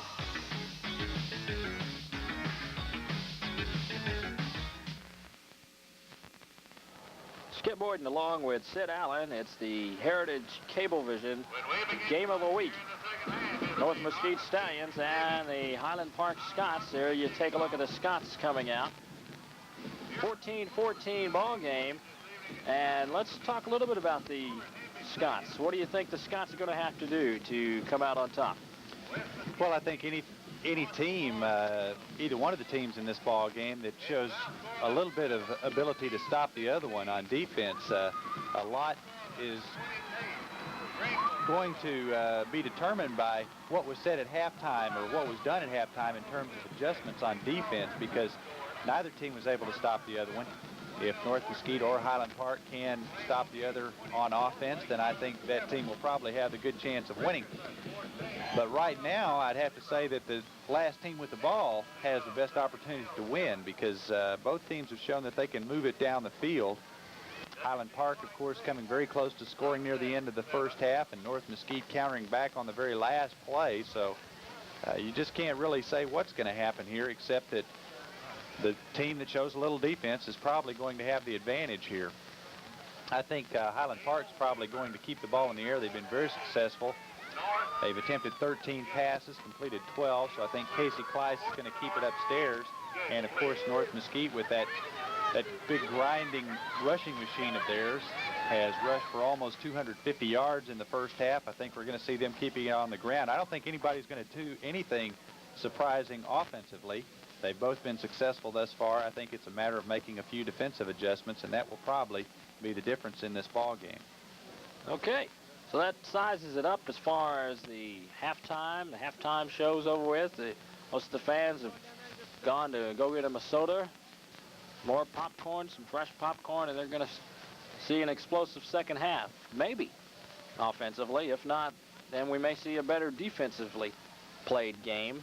Not saying that the defense aren't playing that great, but coming into tonight's football game, both teams only averaging giving up 10 points. They've let each other score 14. But also another key point, North Mesquite is averaging at least 40 points a game, where Highland Park is averaging 30 points a game. So we may see that little 10-point difference in the fourth quarter as we begin the second half. Deep kick, it will go in the end zone. It is about the second time tonight that John Hopkins is able to put one into the end zone or through the end zone. So North Mesquite Stallions will start off 1st and 10 on their own 20-yard line. Well, we haven't, because of John Hopkins' kickoffs tonight, Skip, we haven't been able to see the so-called wedgies for Highland Park. That's what they call their kickoff team. They go down and break up the wedge, and they call them wedgies. And we haven't been able to see them tonight because North Mesquite's been unable to return a kickoff. So the very first play of the second half, as John Stevens brings them up to the line. We'll go over the offense in a minute. First give is to John Moody, the fullback. And Moody squirts to about the 25-yard line. Let's go over the offensive line. Left tackle is Eric Elder. Kent Smith, the left guard. Chris Mayhall snapping the football. Oscar Roselles, the right guard, and the right tackle is Eric Fultz. The tight end, William Watson, and the wide receiver is Chris Higginbotham. We'll go over the backfield here in a minute as Stevens brings them up. 2nd and 5 from the 25. Gives to Moody. And Moody maybe gets 2 or 3 out of the play, or be short of the first down, though. Going to bring up a crucial third down call. 3rd and about 3. The rest of the backfield, Robert Jones, the wingback, John Moody, the fullback, and Brian Glodden, the tailback. On the defensive side, the defensive line, Jim Bell, the defensive end, Sutton Turner, the defensive tackle, Randy Meyer, the defensive tackle, and Grady Goodwin, the defensive end. 3rd and 3 from the 28. Stevens gives, or keeps it himself that time, now makes the pitch. Across the 30-yard line goes Robert Jones, and Jones is close to the first down. They're going to give it to him. Doing a good job at faking that time, John Moody, and you've got to be able to do that. Carry out your fakes. If you can carry out your fakes, we're going to get a chance to take a look at it right here. Well, the option down the line coming up to get a couple of good blocks, the North Mesquite backs, and Jones able to cut it up, pick up 5 yards. Number 22 for North Mesquite able to come up and throw that block, Chris Higginbotham. 1st and 10, the first down at the 33. And the ball goes to Jones. Jones breaks a tackle, gets across the 40, and finally drugged down at about the 45-yard line by a host of players. And leading the way is Scott Shearer, number 34 for Highland Park Scots, but doing a great job at running. That's Robert Jones. You think it's Glodden, but it's Jones, Jones, Jones. Well, Jones is averaging 18 yards a carry tonight, and he's very slippery. He's got some speed. He's able to cut it upfield. And again, making the good cut that time to pick up 11 yards. Another first down, this one from the 44, their own, just starting the 3rd quarter. Ball given this time to Glodden, and Glodden is trapped back behind the line of scrimmage and may be able to get back to the original line of scrimmage that time before being brought down by Alex McFadden, the defensive end, number 82. He may squeeze 1 yard out of the play, which will bring up 2nd down and 9 from about the 45-yard line. Let's go over the rest of the defense. We mentioned the defensive line at linebacker, Jack Sides, Scott Shearer, and Brian Medlock. In the secondary, Andrews, Reynolds, Crane, and Collins. 2nd and 9 from the 45. First possession in the second half for the North Mesquite Stallions. Keeping the football, trying to get across the 50-yard line. Gets across the 50 before finally being thrown into the crowd of the rest of the Stallions there. And throwing him into the crowd is number 31, Mark Reynolds, the free safety. Drops John Stevens, but Stevens was able to get across the 50-yard line before being dropped down. Well, Stevens just made an excellent fake that time, and that's what opened up the left side. I believe this was designed to be a pass play, but his faking was so good that there was no Scott defenders out there, and he was able to pick up 7 yards that time. So credit John Stevens with just getting all of his yardage on his own that time. Stevens also does a lot of running for the North Mesquite Stallions. 3rd and 2 from the 48. Fake, here comes the end around. Red, great, but he slips a tackle. Here comes Jones, across the 30-yard line, gets to the 20, cuts back, and finally dropped down. The play was read great by the defensive end, but Jones slipped by him and was able to get down the field, and they're going to mark it all the way at about the 13-yard line. So it'll be 1st and 10 from the 13. Robert Jones in on the run, a run of 35 yards. Well, that time, as you mentioned, we didn't catch where he eluded that first runner, but then downfield, good blocking by the Stallions, and it was a foot race. But again, the angle is what did Robert Jones off, but he's still able to pick up 35 yards. Back to live action. John Stevens from the 13 gives to Moody, and Moody goes off tackle between Oscar Roselles and Chris Mayhall before being brought down, and in on the tackle is Randy Meyer, the defensive tackle, number 61. He may pick up 3 on the play. It's going to be 2nd down at about 7. It looks like Highland Park was unable to make too many adjustments thus far for the second half, as North Mesquite has come out doing just virtually the same thing it did in the first half with just as much success. 2nd down. 8 minutes left to play in the 3rd quarter. Still tied at 14. This is the very first possession of the 3rd quarter. Stevens option play. Here, keep it and get to the 5. John Stevens on the option. Not enough for the first down. It's going to be about 2 yards shy. Tackle there by number 15. John Stevens on the option play, deciding to keep it. He's not afraid to keep the football and cut up the field. No, you know, he's a very talented quarterback. We saw him last year when he was mostly handing off, but he is running a lot more this year, and he's shown a tendency to be a pretty good passer on the 2 occasions we've seen him pass thus far. He's a very good quarterback and really has a good knowledge of that offense, runs the offense very well. John Stevens, 166-pound senior for the Stallions. 3rd and 2 from the 5. Ball given. Glodden here get close to the goal line. More importantly, here keep the drive going. It's enough for the first down. It'll be 1st and goal as Glodden that time getting the call right up the middle off Kent Smith. And you hear the fans. It's enough for the first down, so it's 1st and goal from the 2-yard line.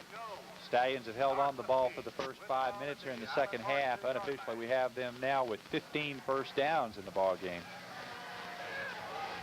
There you see it, the clock, the score, and 1st and goal from the 2. Man in motion, give, touchdown. John Moody gets the 2-yard touchdown run. Nothing fancy. The man in motion was Robert Jones.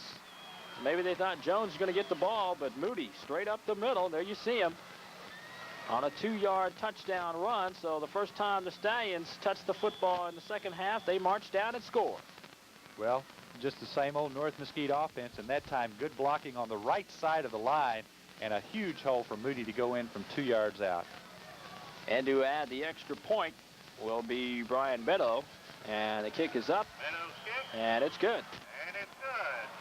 So Brian Beto adds the extra point, and the Stallions have struck first here in the second half as they march 80 yards and get into the end zone, and they lead 21-14. And Highland Park will get a chance now to touch the football for the first time. So a great impressive drive put on by North Mesquite. Let's see how Highland Park can handle that. Well, I think this is going to be a very important drive for Highland Park coming up. This will be our first opportunity to see them in the second half and see if North Mesquite was able to come up with anything at halftime to stop that Highland Park attack. If they were, then the Stallions could be in pretty good shape. So we'll see if Casey Kleiss comes out winging here in the second half. I'm sure he will. He threw 13 times in the first half, completing 12. And I don't look for them to change very much. It'll be a matter of whether North Mesquite has been able to make the proper adjustments. As Beto gets set to tee it up at the 40-yard line with 6:46 left to play in the 3rd quarter. And a deep high kick will be taken at the 10. Here go to the 20. There's a hole on the outside. Cross the 30-yard line and finally tripped up at the 35. And well, he's all the way to the 45. Excuse me. I thought that was him being brought down to the 35, but he makes it up all the way to about the 44 where they officially marked the football for Highland Park. And that was Philip Simpkins on the run back that time. Well, good field position for Highland Park to try and get back in this ball game at their own 45-yard line. So the first possession for Highland Park, Casey Kleiss brings him out and straight back to pass, looking across the middle. He's got a man at the 50, across the 40-yard line, and finally being brought down. In on the reception is Preston Leon, and Leon has enough for the first down. I believe his momentum brought him his own self down that time because I don't think really anybody really touched him. They might have nudged him a little bit as we'll take a look at it here. Kleiss just waited for the secondary to clear out, then watch Leon come right out of the backfield. Plenty of open room in the middle and some good speed demonstrated by Leon that time. Man is open down the sideline. He makes the catch to the 20 and finally brought down. And a great catch. That's number 80, John Hopkins. And Hopkins down the sideline. Didn't even look like anybody was on him. I think the secondary on the defense for North Mesquite didn't even guard him because he was wide open down the sideline. North Mesquite coaches to our right could tell exactly what was about to take place, so they spotted the same thing that the Highland Park coaches did. Enough for the first down. They're going to spot it at the 16. 1st and 10 from there. 5:55 to play in the 3rd quarter. There's a pass, but it's incomplete. Wanted to go to Ward Chandler, and Chandler has made that catch 3 times tonight. This time coming up empty-handed, but I think the ball was underthrown a little bit from Kleiss. Kleiss had completed 13 passes in a row up to that point. He's now 14 out of 16 for 158 yards. He hadn't missed since his second pass of the ball game. 2nd and 10 from the 16. 2 wide receivers to the near side. 1 to the far side. Kleiss getting pressure now. Going to have to roll out with it, and he's going to get dropped back to about the 25-yard line. And a great defensive tackle that time. And a heavy pressure pursuit from Kirkland. John Kirkland, number 99. Watch this. Kirkland just showing a lot of speed coming from the right side of the North Mesquite line, and Kleiss knows he's in trouble, but by that time, Kirkland had all the momentum and is able to drag him down for an 8-yard loss. So the defensive ends nowadays have a lot of speed. Well, you just saw it right then, able to outrun that quarterback. Dropping back to pass. It's 3rd and 19. There's a hole right up the middle. He decides to throw it now, and it's picked off. Getting to the 10 and finally brought down. In on the interception, his 3rd interception of the year. Ben Floor picks the football off, and I think it was deflected, but we get a flag, and we'll get the indication on the flag first. But Ben Floor, the free safety, got the football after I think it was deflected, and the flag was thrown after the interception as we take a look at it right here. Well, Kleiss, I think, had an opportunity to run the ball that time. The Stallion defense started closing. He tries to go over the middle, and the pass is just too tall. And there you see the interception by Floor, and he brings it back. I didn't see exactly what that's a clip right there. It's a clip at the 12, so this is going to move it back to about the 6-yard line. Half the distance to the goal. They'll spot it at the 7. So he tried to go to Hopkins, and Hopkins got his hands on it, but wasn't able to come up with the catch. The ball was deflected by Hopkins. And Ben Floor, the right place at the right time, able to come up with the interception. So the Scots drive falls to an end. After the penalty, they move it back to the 7th. So it's 1st and 10 for the 7-yard line for John Stevens and the Stallions. They lead 21-14. Great handoff goes to John Moody, the fullback, straight up the middle. Not really nowhere to go that time. As deep in their own territory, they won't try too many fancy things right here. They're just trying to punch the ball out as far as they can. The Scots needing to put the pressure on to possibly force a punt and try to get the football back. They were moving the ball pretty good. So a costly turnover may be a key point as we get inside 4 minutes and 30 seconds in the 3rd quarter. Stevens with the pro set in the backfield. Takes the snap and gives to Glodden, stays on his feet and gets to the 20, got the 1st down. We get late hit, or face mask is the call. And the official saw that when the yellow flags went flying. It's a pretty obvious face mask, I believe, at the end of this play. As you'll see Glodden about to go down, and the Highland Park defender, it looked like inadvertently reached up around the head area. Number 22 for Highland Park, and he had a pretty good hold of that face mask that time. 22, that's Chris Collins. And I saw it on the replay, as I guess everybody saw it. And they, as you just mentioned, called it unintentional, so it moves the football up about 5 yards. So it's 1st and 10 from the 26, and North Mesquite gets out of a good spot, gets out of a hole. But they had the 1st down anyway, though. Here comes Robert Jones, crosses the 30, 35, before getting stuck out of bounds. First man to make the stick is Sutton Turner, the defensive tackle, number 36. But Robert Jones picks up where he left off at earlier. I tell you what, Kent Smith is just having a great game for North Mesquite. He was the one that was leading the blocking that time as he pulled once again from his guard position. They're going to bring the chains in from the far side. I don't know if we got this on replay or not, but we've called out Kent Smith on several occasions tonight, and you like to point out these linemen. They don't get a lot of recognition, but Kent Smith is a 193-pound senior, and I know, Skip, we've mentioned his name 4 or 5 times tonight as he pulled out and led those North Mesquite runners around the corner. He's going to have enough for the 1st down. So they keep the drive alive, and a very important drive coming after that interception. If they can march in and score here, it'll be the first time we'll get some unanswered points. And also, they will get more momentum and be up by 14. 21-14, Stallions lead the Scots.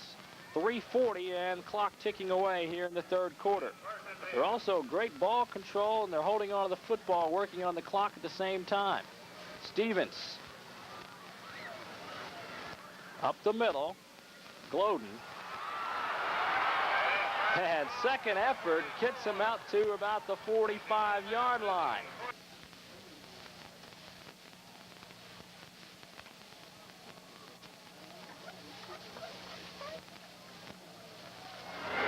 So Glodden's up, and he's okay. It's 2nd down and 1 from the 45. Pro set. Stevens gives first man across the 50-yard line. Enough for the first down. Robert Jones, the ball carrier, gets it in Highland Park territory. They're going to mark it at about the 47-yard line. And the Stallions keep the drive alive. As I said, they're working on the clock. If they can punch this one in the end zone, there's going to be more momentum and make it hard for the Scots to get back in it. Robert Jones has carried the ball 10 times for 179 yards in this game, so he's averaging almost 18 yards a carry. 1st and 10 from the 47. 2 minutes, 30 seconds to play before the end of the third period. Here comes Glodden. Near side, has a hole, gets to the 40-yard line before being brought down. Leading the way, number 22, Chris Collins, the cornerback, along with the rest of the secondary. And I got a shot that time of the Scots trying to go for the football, trying to force a turnover. We'll take a look at it. Look at him following Kent Smith once again. Good blocking as Smith led him into the hole, and able to pick up 8 yards was Brian Glodden. Now, if you cut that hand there, try to get that football away from Glodden. Glodden able to hold on to it, though. 2nd and 2 from the 39. Option play. Here, keep it. Across the 35, and a head tackle from number 31, Mark Reynolds, the free safety. Reynolds had to get in there quick, or Stevens would have rolled up some more yardage. But Stevens rolled up enough yards that he needed, because it's another first down, and the Stallions keep the drive alive with under 1:30 left to play in the third. Well, they've kept the ball for 60 yards in about 3.5 minutes on this drive. Their opening drive of the second half, about 5 minutes, so it's easy to tell who's got the ball control lead here in the third quarter. Wide to the near side is Chris Higginbotham. And the ball is given this time to Glodden. Here go to the far side. Breaks a tackle across the 20. He may go. 10. He's into the end zone. Touchdown. We've said it before. It was Kent Smith once again leading the way. What a ball game he's having from his guard position. And if we see this on instant replay, you're going to see a terrific block by number 64. Watch him pulling. And he'll lead Brian Glodden around the right side. And Glodden is just going to read this block right there. And it's clear sailing the rest of the way as Glodden turns on the speed, and nobody from Highland Park can bring Brian Glodden down. It's a 33-yard touchdown run. Brian Glodden extends the lead 27-14 for North Mesquite, and in to add the extra point is Brian Beddoe. And a kick from Beddoe goes straight through, and it's good. So a 2-touchdown lead with 1:04 left to play in the third quarter. The Stallions come back and capitalize on the mistake on the interception from Highland Park. And there you see it, 28-14 is our score. 93 yards on that drive that time for the Stallions. And it was the mistake that you pointed to, the first one of the ball game, that could be the difference in this game, because North Mesquite really hadn't shown a tendency to stop Highland Park as they had the ball. But that turnover could prove to be a big factor in the outcome of this ball game. Definitely. 1:04 left to play in the third quarter. And as you mentioned earlier, they just, a great drive, holding on to the football, ticking some time off the clock, great ball control. And that's what they wanted to do here tonight. So the coaches definitely went in there and say, hey, we want to hold on the football. We want to be able to drive down the field. Now, will that take the momentum away from Highland Park? They were moving the ball great till they got the turnover. Now they trail by 14. Let's see what they do here to get the touching of the football for the second time in the second half. Deep kick. It'll be taken at the 5 from Simpkins. They're trying to go up the middle, but there's nothing there as he crosses the 15 and finally brought down as they mark it at about the 18 or 19. Let's see where they officially mark it. Well, you know, to a lot of high school teams, 14-point difference might seem like a lot, but with the passing attack of Highland Park, they can get back into this game very quickly. And I expect Casey Kleiss to stick pretty much with his game plan, and that's mixing it up. Okay, let's see how they mix it up. 59 seconds left to play in the third quarter. Kleiss will have the option play. Make the pitch and nowhere to go. Coming up making the play is Heath Toe, number 21, makes the play on Preston Leon. As the cornerback, Heath Toe held his position as he held it on the option play that time, and there was nowhere to go for Leon after the pitch from Casey Kleiss. Well, North Mesquite's done a good job of shutting down Preston Leon tonight, and that time they came up, put the hit on the quarterback Kleiss, and Toe was outside waiting for Leon. So a loss of 2, 2nd and 12 from the 17. This may be the last play of the quarter. Rolling out near side, looking to throw. He's got his man. He stays in bound. It's completed. Oh, let's see. It is complete. The official that time kind of threw me off a little bit. Well, they're discussing it right now. The official says no. It's an incomplete pass. He says he was out of bounds. We're going to get a shot of that on a replay right here. Looks like he was in. Well, remember in high school football, you only have to have 1 foot inbound, so we'll see as you see Kleiss rolling out, and we'll see if John Hopkins gets this foot down before he goes out of bounds. Yes, I believe he did. Yes, he did. 1 foot, like you mentioned, is all you need.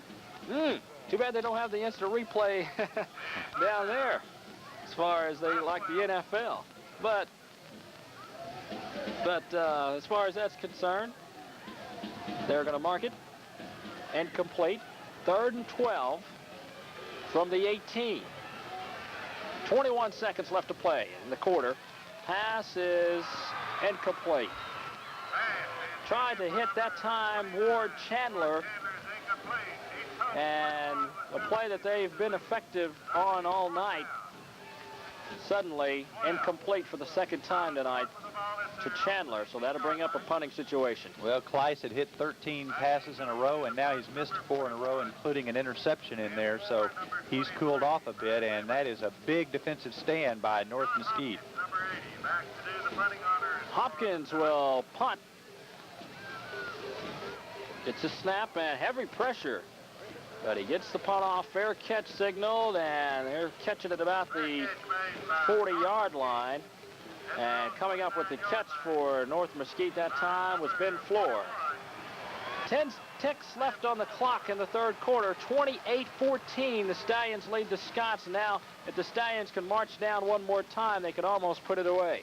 I would think you're probably right here, and the Scots know that on defense. They know this is an extremely big series for them. They've got to get the ball back. They can't let North Mesquite grind out about 4 or 5 more minutes with a long drive.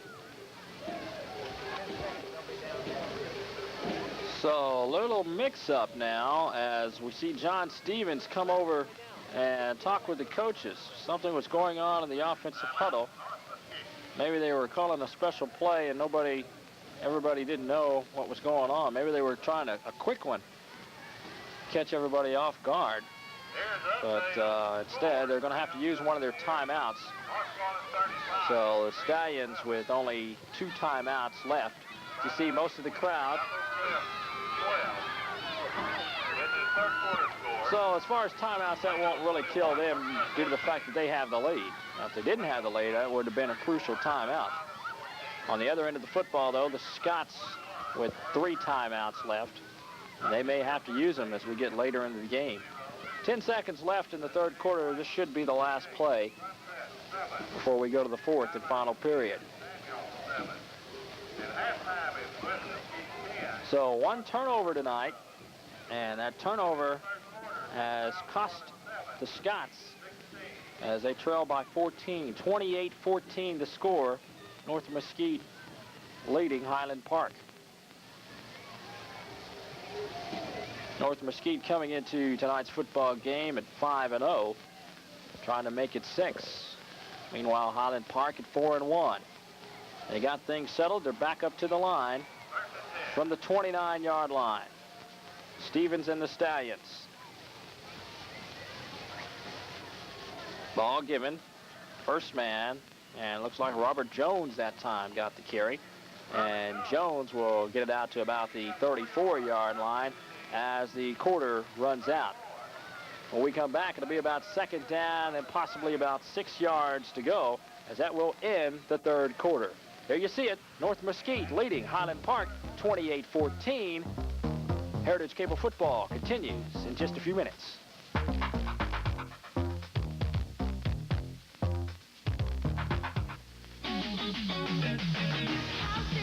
People having a ball, laughing and clapping, watching it happen on the HBO Knockout Fall. The HBO Knockout Fall is here with blockbuster movies like Rambo, First Blood Part 2, Jagged Edge, Silverado, and Cocoon. HBO exclusives, too, like comedy specials and World Championship Boxing.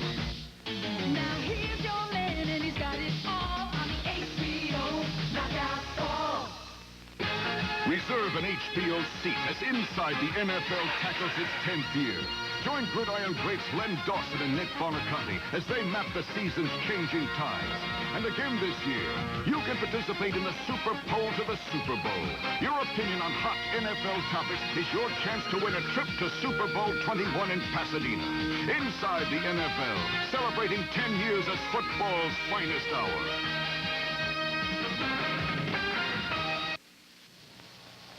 Skip Boyden along with Sid Allen, and we're back.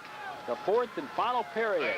The Stallions lead the Scots 28-14, and the Stallions with the football. 2nd and 5 from their own 34-yard line. Ball given. Glodden here trying to go to the far side. Nowhere to go. Now he cuts back and trapped. Possibly he will get back to the line of scrimmage before being brought down. As that time he wanted to go to the far side, nothing there, so he had to cut back to the near side, and there was nothing there either. So no gain, but he didn't lose anything either. So it's going to be 3rd and 5 from their 34. The Stallions have a couple of running backs over 100 yards. Glodden with 17 carries for 124, but Jones, the big surprise in the game, 11 carries for 184 yards. Stevens, pro set in the backfield, nobody wide. Fakes to Moody, and here comes the end around. Holy moly, here comes Robert Jones across the 50. He's going to score. 30-yard line, 20, 10, touchdown. Robert Jones, you just mentioned the big surprise of the night, and boy, was that a surprise. Everybody thought the play was going to the far side, and here comes Robert Jones with the ball on the near side and goes down for the score. 66 yards. We've seen this play before tonight, and Jones with just a little delay reverse here, and he gets a couple of good blocks downfield, but they just had that whole side cleared out with a fake. There really wasn't much blocking to it down on this side, and Jones just turning on that superb speed of his, and nobody will catch Robert Jones. Here comes the extra point, and it looks good. It is good. Beto adds the extra point. And remember when I touched up on, as we both talked about the defense getting tough, as the Stallions have showed that, and also I also touched up about that 10-point lead as well. They're averaging 40 points a game. They've got 35 on the scoreboard right now, and the Stallions lead it 35-14 after that electrifying run from Robert Jones. 66 yards, as we mentioned, on that run for Robert Jones to make it 35-14. And for the ball game, Robert Jones has now carried 12 times for 250 yards. He's averaging over 20 yards a carry in this ball game. Did you say 250 yards? 250 yards. I wonder what the record is. Man, that's doing pretty good. He's broken one. He had that, what was it, there at the end of the first half, 52-yard run. He's had a 66-yard run. He's had several in the 10 to 15 yard range, so he's just having an excellent night. The Scots have done what they wanted to do, and that meaning trying to stop Brian Gloden. But somebody forgot about Robert Jones. The kick taken at the 5. They'll get to the 15 and slip and finally brought down. And in on the tackle for North Mesquite that time is number 45, Joe Bowden, or Bowden, excuse me, Joe Bowden in on the tackle. And it's a long way for the Highland Park Scots. They're going to mark it right at the 16-yard line, and they trail 35-14. You think they'll put it up in the air? Now, they're going to have to put it up in the air, but this just is maybe too much to overcome at this point. Kleiss, play action, bootleg. He's wide open down there, but he's still looking for somebody to throw to. And, oh, in and out of the hands of Ward Chandler. I think maybe he might have been able to cut up the field and maybe get 10 or 15 yards out of the play. There was nobody there. There wasn't anybody there, and I don't know why Kleiss didn't take off, because Ward Chandler and the other receivers downfield were not open, really. Kleiss probably gave up at least a 10-yard gain that time to try and put the ball up in the air. By the way, might mention that coming into this ball game, North Mesquite was the #1 5A rushing team in the area with 1,848 yards. They have 470 yards on the ground tonight. I don't think they've done anything to damage that #1 ranking. 2nd and 10 from the 16. Delayed draw play and nowhere to go. Number 93 comes up and makes the stick. That's the nose guard, Andy Cook. And he made the stick that time. They tried a little delayed draw play up the middle. And when you go up the middle, you've got to run into number 93, Andy Cook. Well, Preston Leon has really had a tough time tonight. He gained over 190 yards last week. And tonight, the Stallions have completely shut him off. Preston Leon with only 16 yards on 6 carries in this ball game. A loss of 2 on the play. 3rd and 12 from their own 14-yard line. 10-10 left to play tonight's game. Kleiss will come to the near side with it. Now her throw. He's got a man at the 25. It's complete to Ward Chandler. And it's close to the first down, depending on where they spot the football. From up here, it looks like he's got the first down. And the Scots will keep the drive alive on a 3rd down conversion.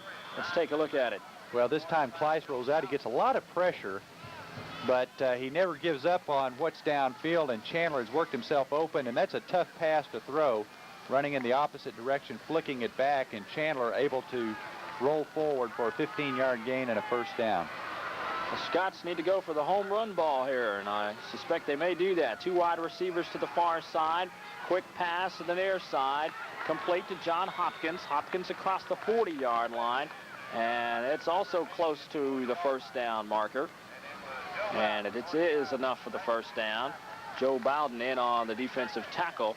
As you see, Kleiss just rolling straight back and making the pass completion. Well, his receivers are just breaking down. And, of course, North Mesquite doesn't have to play up quite so tight now. So that pass is going to be open.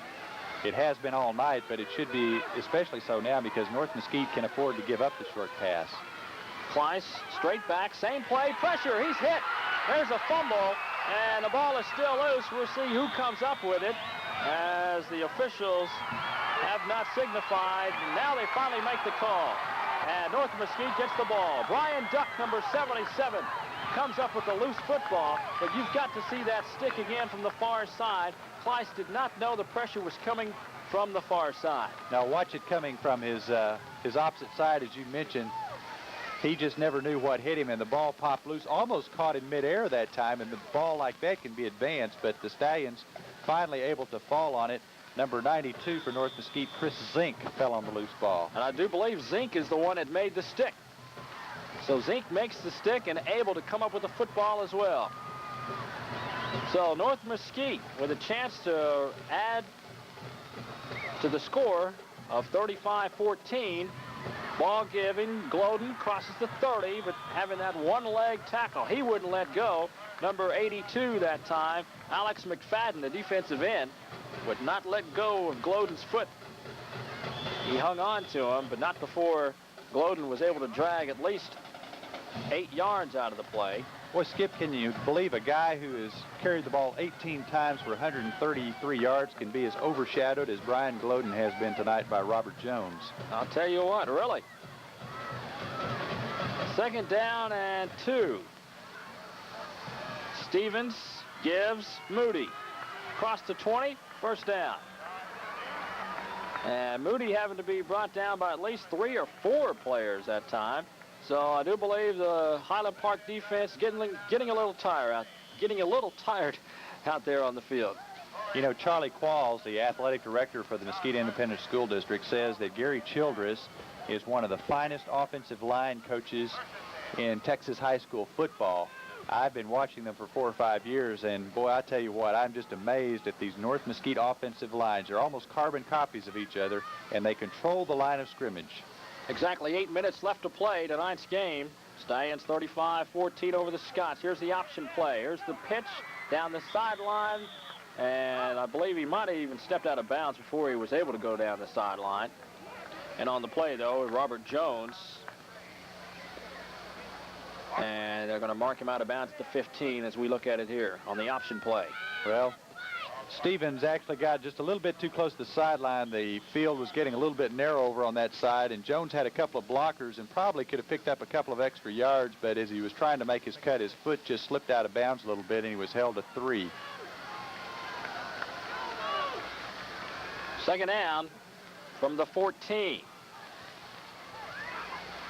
Stevens keeps it himself, and nowhere to go. The pitch man was covered. That was Brian Gloden, and he faked the ball to Jones up the middle, and he had nowhere to run with at that time from John Stevens, and going to lose maybe a couple yards on the play and bring up 3rd down as the clock continues to tick away. 7 minutes, 30 seconds left to play. Going to bring up 3rd down and 5 now. Stallions not really needing this. They lead already 35-14, but I'm sure they want to pick up a 1st down or maybe possibly force a field goal in the middle of the field. Ball given, Gloden here, punch it down to the 10, and they stayed right in the middle of the field with it, so that may set up the field goal if they want to go for it. We'll see what the coaches decide. It will be 4th down and about 2 yards to go. They won't decide for the field goal. They're going to go for the 1st down. And the ball marked right at the 10-yard line. So 4th down at about 1 from the 10. Stevens, pro set in the backfield. Gives to Gloden. Gloden's got the 1st down. Close to the 6-yard line. And Brian Gloden comes up with the 1st down. Well, I've got North Mesquite now with 23 1st downs in the ball game. They're up around 500 yards rushing, and this is just power straight ahead. Kent Smith with a good block head on, and Gloden just follows it for 4 yards and a 1st down on a 4th down play. As we said, we mentioned Smith all night long, the left guard. Eric Elder is also down there. Chris Mahon, Oscar Roselles, and Eric Fultz, the front line for the North Mesquite Stallions. Ball given, Gloden to the 5, and he's close. He's in. Officials signify he's in. Touchdown, Brian Gloden. Gloden gets in from 5. And that increases the score, and that also gets their average of 40 points a game. It's 41-14. Watch this. Mayhall and Smith leading the way on the right side. Gloden's going to cut it back right here, sees some daylight, and just uses that speed and power to get into the end zone from 6 yards out, a touchdown. And Gloden has gone in for his 3rd touchdown of the evening. You see, when he went down, he was close to that goal line. All it has to cross the ball, has to cross the plane. It did. Enough for the score. The extra point is up and good. As Brian Bitto adds to the score, 42-14, 2nd half. It has all been North Mesquite. 28 unanswered points for the Stallions here in the 2nd half. 2 turnovers, 2 costly turnovers by Highland Park. The Stallions have been able to turn both of those turnovers into touchdowns, and their defense has really come on and stopped Casey Kleiss and company here in the 2nd half. And I tell you what, these North Mesquite Stallions, it took them 2 quarters to get warmed up, but when they did, they looked every bit the number 7 or 8 ranking they are in the state. I want to remind you that high school football, Heritage Cable, this broadcast will be rebroadcast Saturday at 8 o'clock and Sunday at 3 o'clock in the afternoon. You can catch all the action right here on Heritage Cablevision, channel 30B. We get set for the kick. 42-14, 6 minutes left in this one. Highland Park will at least want to score one before the end of the ball game. Up the middle, crosses the 25 and finally brought down about the 26-yard line. And in on the return, doing all the returning, is Philip Simpkins, number 86 for Highland Park. Great field position. Well, not really great, but good, decent field position. And we'll see Casey Kleiss come out and throw.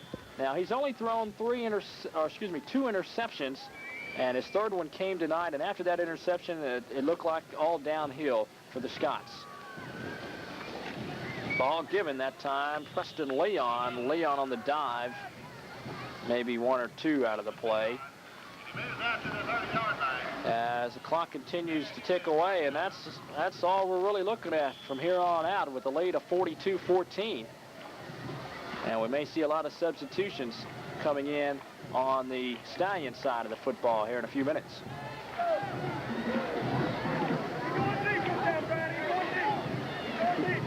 Second down and about 7. Ball given off tackle and crosses the 35 is Chris Falk. And Falk hasn't really touched the football that much tonight. But he moves it out to the 36-yard line, and he's got enough for the first down. 12 first downs for Highland Park. That's Falk's first carry of the second half. He's picked up 18 yards in the game. The Scots have only picked up 85 yards on the ground, and if you take out that 48-yard touchdown run by Kleiss, you can see that the North Mesquite defense against the run has been extraordinary this evening. First and 10 from their own 36-yard line. Highland Park. Kleiss drops back. His man is open, complete, and brought down. I think they're going to give him the forward progress, and that's at the 49-yard line. In on the reception, looks like Philip Simpkins making the catch. And that is his 9th catch of the year. Philip Simpkins. Let's take a look. But you're going to see a real good hit this time by Ben Floor. Just watch this, a driving tackle. And Ben Floor, that's what coaches like to see right there. So number 86, Philip Simpkins, gets his first catch of the night, his 9th of the year. Enough for the first down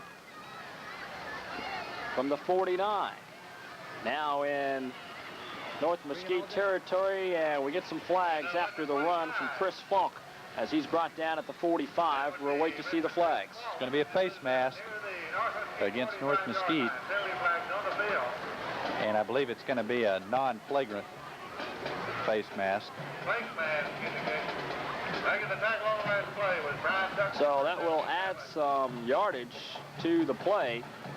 And they're going to mark it from the 45. And that was a flagrant one. I don't believe that, but... So that moves the football to the 30-yard line. So they gave him 15. I don't see how you can call a penalty like that flagrant when he was just reaching up trying to get a tackle and inadvertently grabbed a piece of face mask, but that's what the officials rule this time. First and 10 from the 30. Kleiss drops back to pass, goes to the sideline. He's got his man, and enough for the first down. It looks like Hopkins complete. Hopkins has enough for the first down. They'll mark it at the 18-yard line.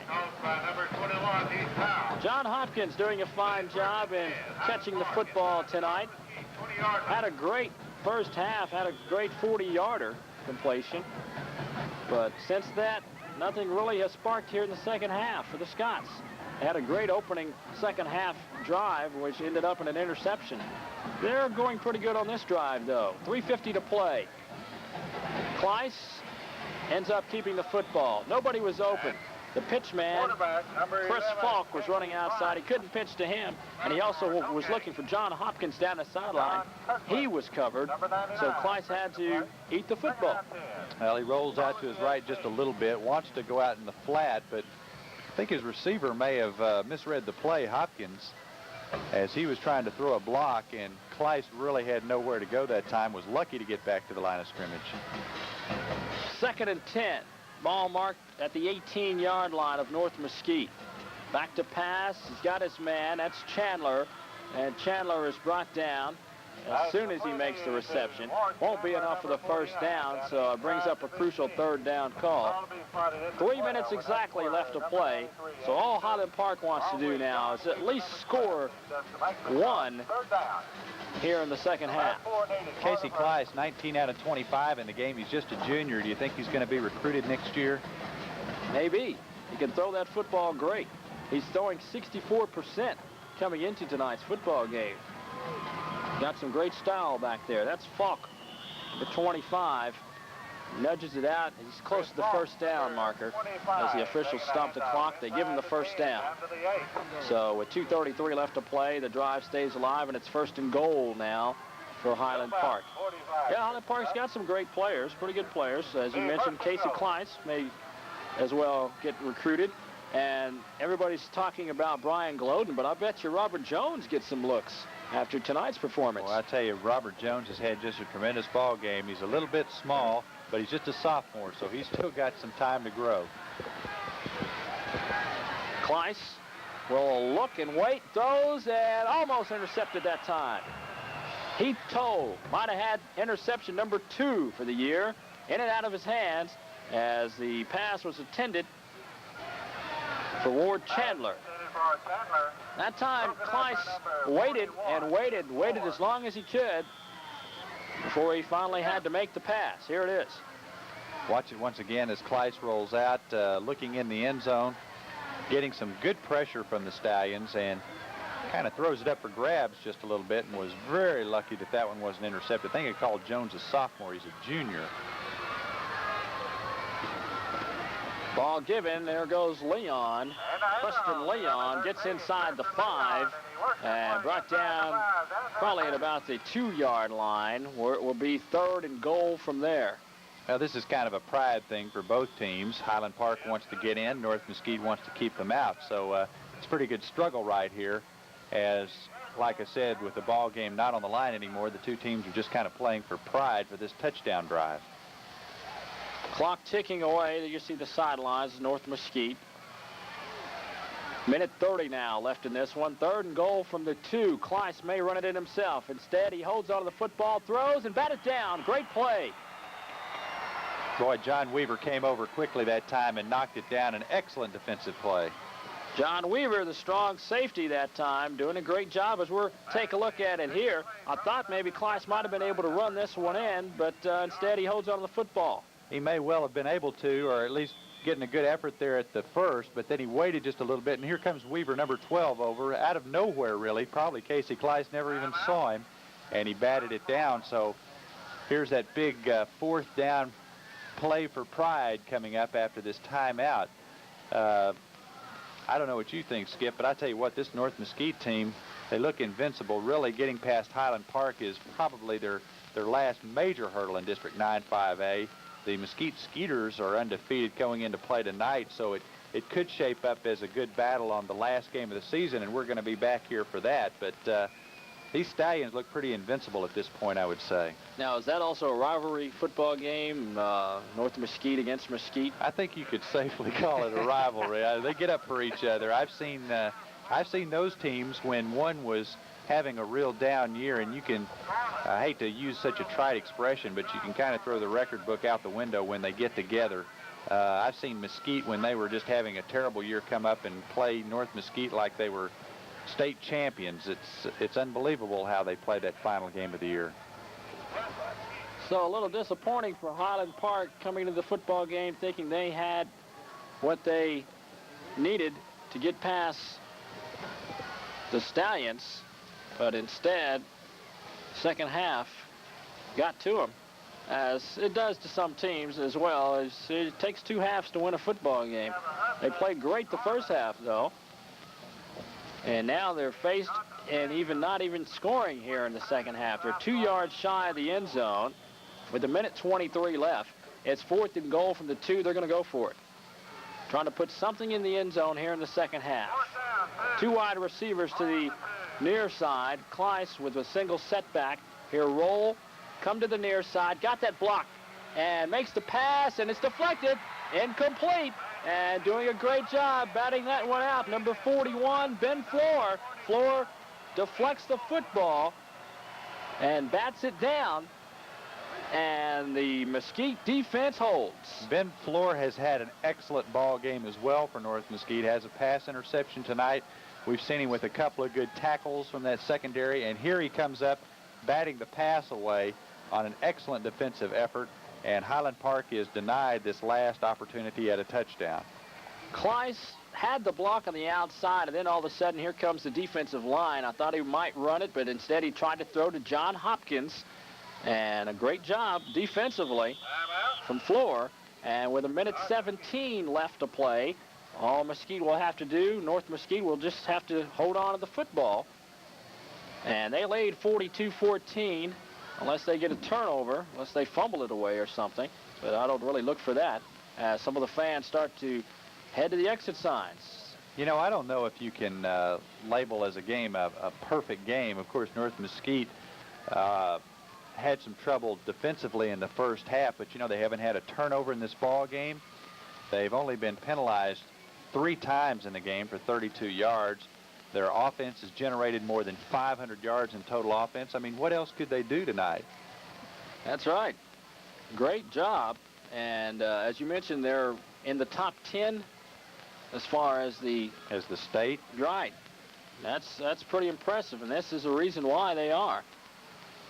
Meanwhile, Highland Park was moving their record up here in the area poll, but after showing tonight may slide down a little bit. But they don't have anything to be ashamed of. They played a great first half. Just North Mesquite was just too much for them here in the second. But as we mentioned earlier, the momentum went down after the interception. Yeah, the interception really turned things around because Highland Park was driving back to tie it up.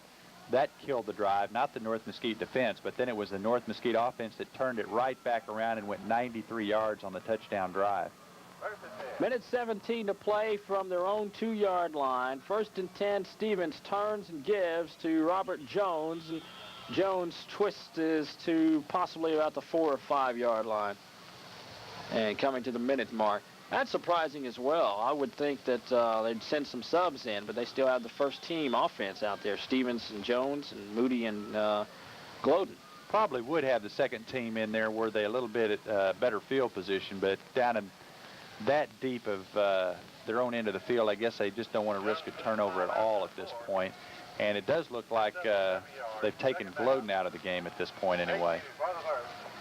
40 ticks left in this one. 42-14. Stallions. Ball given. Off tackle. And that looks like John Moody that time. Moody gets the call. And Moody will get it across the 5, and they're officially marking it about the 8-yard line. And let's see, the official spots the football, blew the whistle, so he blew it about 23 seconds, so they don't really have to run off a play. And Burgess watched the time tick away. 10 seconds on the clock as you see the North Mesquite Stallions celebrating. And this one is over. 5 seconds, 4. As the fans count it down, and the North Mesquite Stallions win it 42-14. An impressive second half. As you see, some of the fans that have stayed on the North Mesquite Stallions side with their blue pom-poms and waving it up. And that wraps it up. Sid and I will come back and wrap things up as far as tonight's football game. But do you have anything to say as far as how it ended so far? No, I tell you, it was just an outstanding ball game for both teams. Especially in the first half, it was very even, and in the second half, that turnovers, as we pointed to a couple of times, the big interception really was the turning point in this game. It stopped the Highland Park drive, and North Mesquite able to take advantage of it and go 93 yards for the touchdown. And after that, Highland Park seemed a little bit more demoralized, and it really fired the Stallions up. Okay, we'll come back, give you some final stats and final thoughts on tonight's football game as the Heritage Cable High School Football Game of the Week continues after these messages.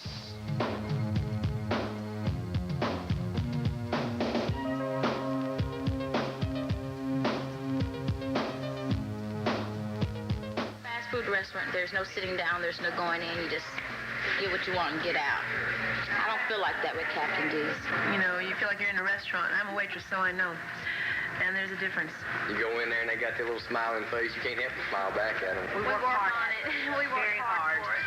Captain D's, a great little seafood place. It's a great place to bring your family and feed your children and still have some money left, you know. For video games. Great deal, but you know the manufacturer's warranty is just 90 days. May I suggest this dandy little service contract? When you buy most TVs, you pay a lot extra for a service contract.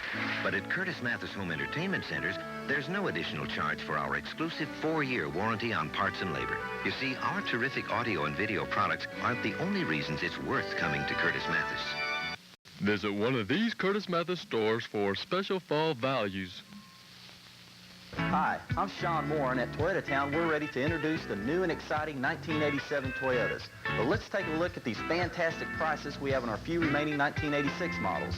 We have standard bed pickups starting at $59.99, MR2s starting at $11,651, and Cressidas starting at $16,710. At these incredibly low prices, these cars and trucks won't last long, so come in now. Toyota Town, I-30 at Jim Miller.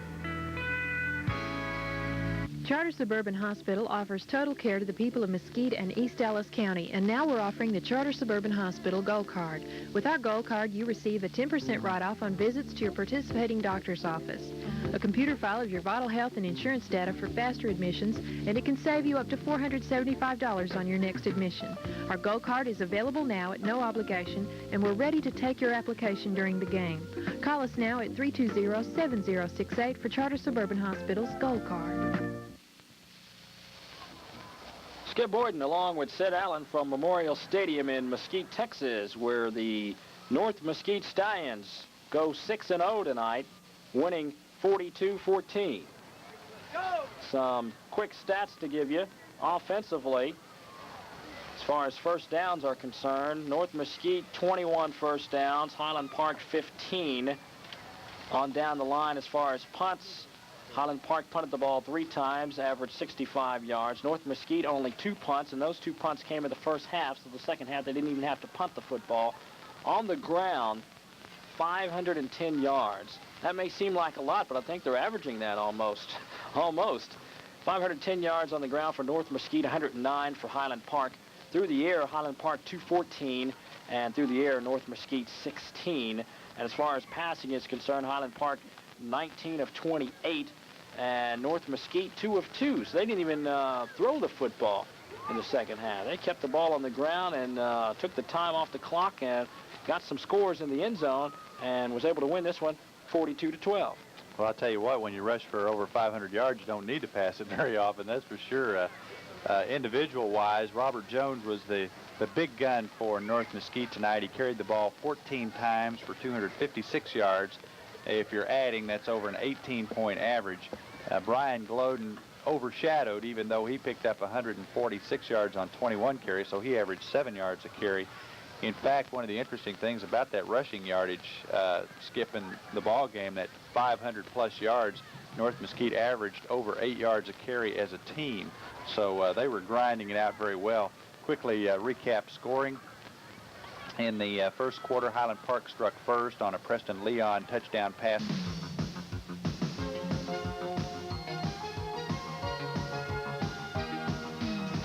Since about mid-season, they've really come on and started to gel and come together and play as a unit. Well, what do you see, Coach, as the strengths of your defense here at North Mesquite? Well, Steve, we've got more size than we've ever had defensively. Maybe not quite as quick as we've been in the past, but we've got more size, and we're pretty, I think, strong up front. And our defense against the run is probably as good as it's ever been. And we're real pleased. We think that's our strong suit right now. Well, Coach, Friday night your opponent will be the Spruce Apaches. That's your first game in the playoffs, and what can you tell us about them? What are you going to have to defense against those Apaches? Well, Steve, they've got a lot of speed, and they're not real physical, I don't think, up front, but they've got great size and speed in the backfield, and we expect them to try to throw the ball quite a bit. They've run out of shotgun formation and a spread formation, and they run enough to keep you honest, but I think they're their main offense is trying to throw the ball, and they've got great receivers, and they throw the ball deep, and so we're going to have to do a good job of putting pressure on the quarterback and try to force him to throw the ball before he's ready. Well, Coach, y'all have had a great season, 10-0. You can't do any better than that, and good luck to you Friday night and in the playoffs. Thank you, Steve. Now visiting with me is one of the Stallion defensive starters, Brian Dugan, a starter at defensive end for North Mesquite. And thanks for being with me today. And Brian, how does it feel, 10-0, being on an undefeated team? Well, it's a great feeling. Not too many people have a chance to go 10-0 in 9-5A football. We're in 5A football, period. And I'm real proud as well of the rest of the Stallion defense. Well, Brian, rightfully so. Congratulations to you on that accomplishment, 10-0 season. Now, you're going into the playoffs this weekend against the Spruce Apaches. You know, most teams across the state, their season's over, but y'all get to go on and continue to play, and that has to be an exciting time. Oh, yeah, it's real exciting. It's exciting for me as a junior, but it's probably more exciting for our seniors because this is their last year of high school football. I'll still have next year.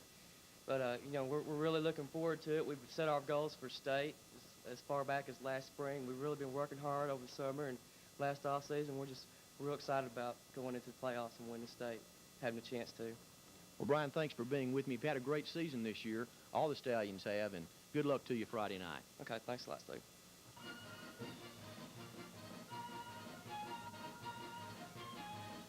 Now let's go to the segment of our show where we see the highlight tapes from last week's game. This week we have some film footage from the North Mesquite ball game last Friday night. We're going to run the option to the left. Stevens keeps the ball to the 15, the 10. He's into the clear. Touchdown, Stallions. And John Stevens went in untouched for the Stallions for the first touchdown of the game. So 9:56 to play in the first quarter. The Stallions already up on top quickly. The extra point is in the air. It's good.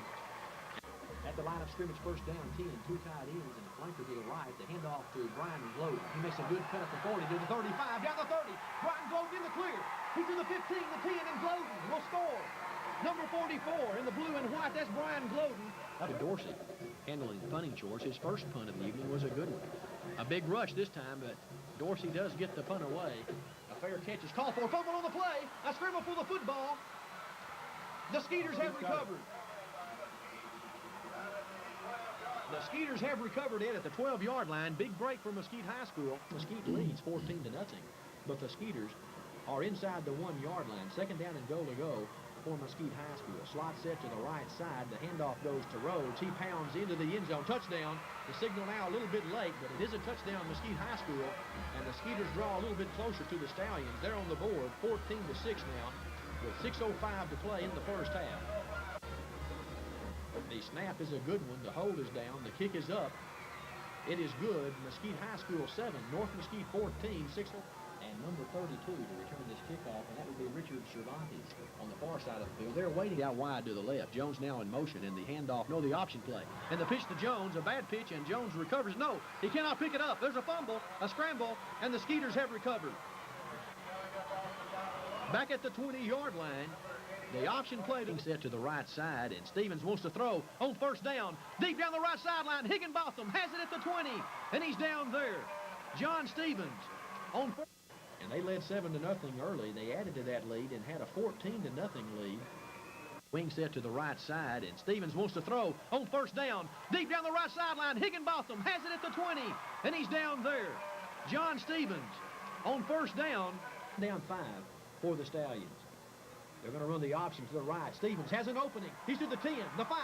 He'll go to the corner of the end zone and score. In the right corner of the end goes John Stevens, and Stevens. Boy, I tell you what, he was again open. They're blocking, doing a good job of low blocking on the defensive end. With 8:44 to play in the second quarter, North Mesquite 21 and Mesquite High School 7. And the Stallions now back at the line of scrimmage. Bond dives over, touchdown. Robbie Bond, the junior quarterback, as this third quarter will run out on that play. The tight end of the flanker is to the left side of this formation, and the split end is out wide to the right. Handoff, Armandaris, big hole. He's at the 40, the 35, one man to beat. He's down the right sideline to the 30, the 25, and he's dragged down at the 19-yard line. And Armandaris, for the first time tonight for Mesquite High School, gets to show some of his quickness.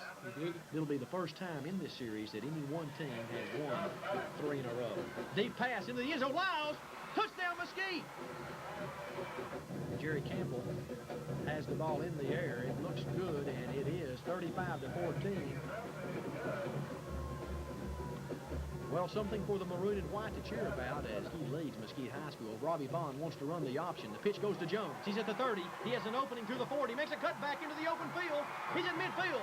He's down the middle of the field to the 40, the 30, the 20. He'll score for the Stallions. Let's check the field for penalties. There are none. And Robert Jones, who will be back with the playoffs later in the year. Here's a pass to Harder at the 3. Touchdown Mesquite on the last play of the game. That was to Jason Harder, the Titan. The extra point is up and good. And now that should be then the last play of the ball game. North Memorial Stadium here in Mesquite, Texas. We've just seen the North Mesquite Stallions claim a 42-21 win over the Mesquite High School Skeeters. 1986 has been a great year for North Mesquite. They're the 9-5A district champions. They're one of the top-ranked teams in the Metroplex as well in the state of Texas. So certainly congratulations are in order to head coach Gary Childress, his staff and players here at North Mesquite. And their season's not over. They now go into the Texas High School playoffs, which begin this Friday night against the Spruce Apaches. You can be a part of that Texas High School football experience and be at the ball game. That'll be in Mesquite, Texas at Memorial Stadium this Friday night at 7:30. I know I'll be there. I hope to see you at the ball game Friday night. For KHS-TV, I'm Steve Glenn. Thanks for joining me for this week's Mesquite Independent School District Sports Report.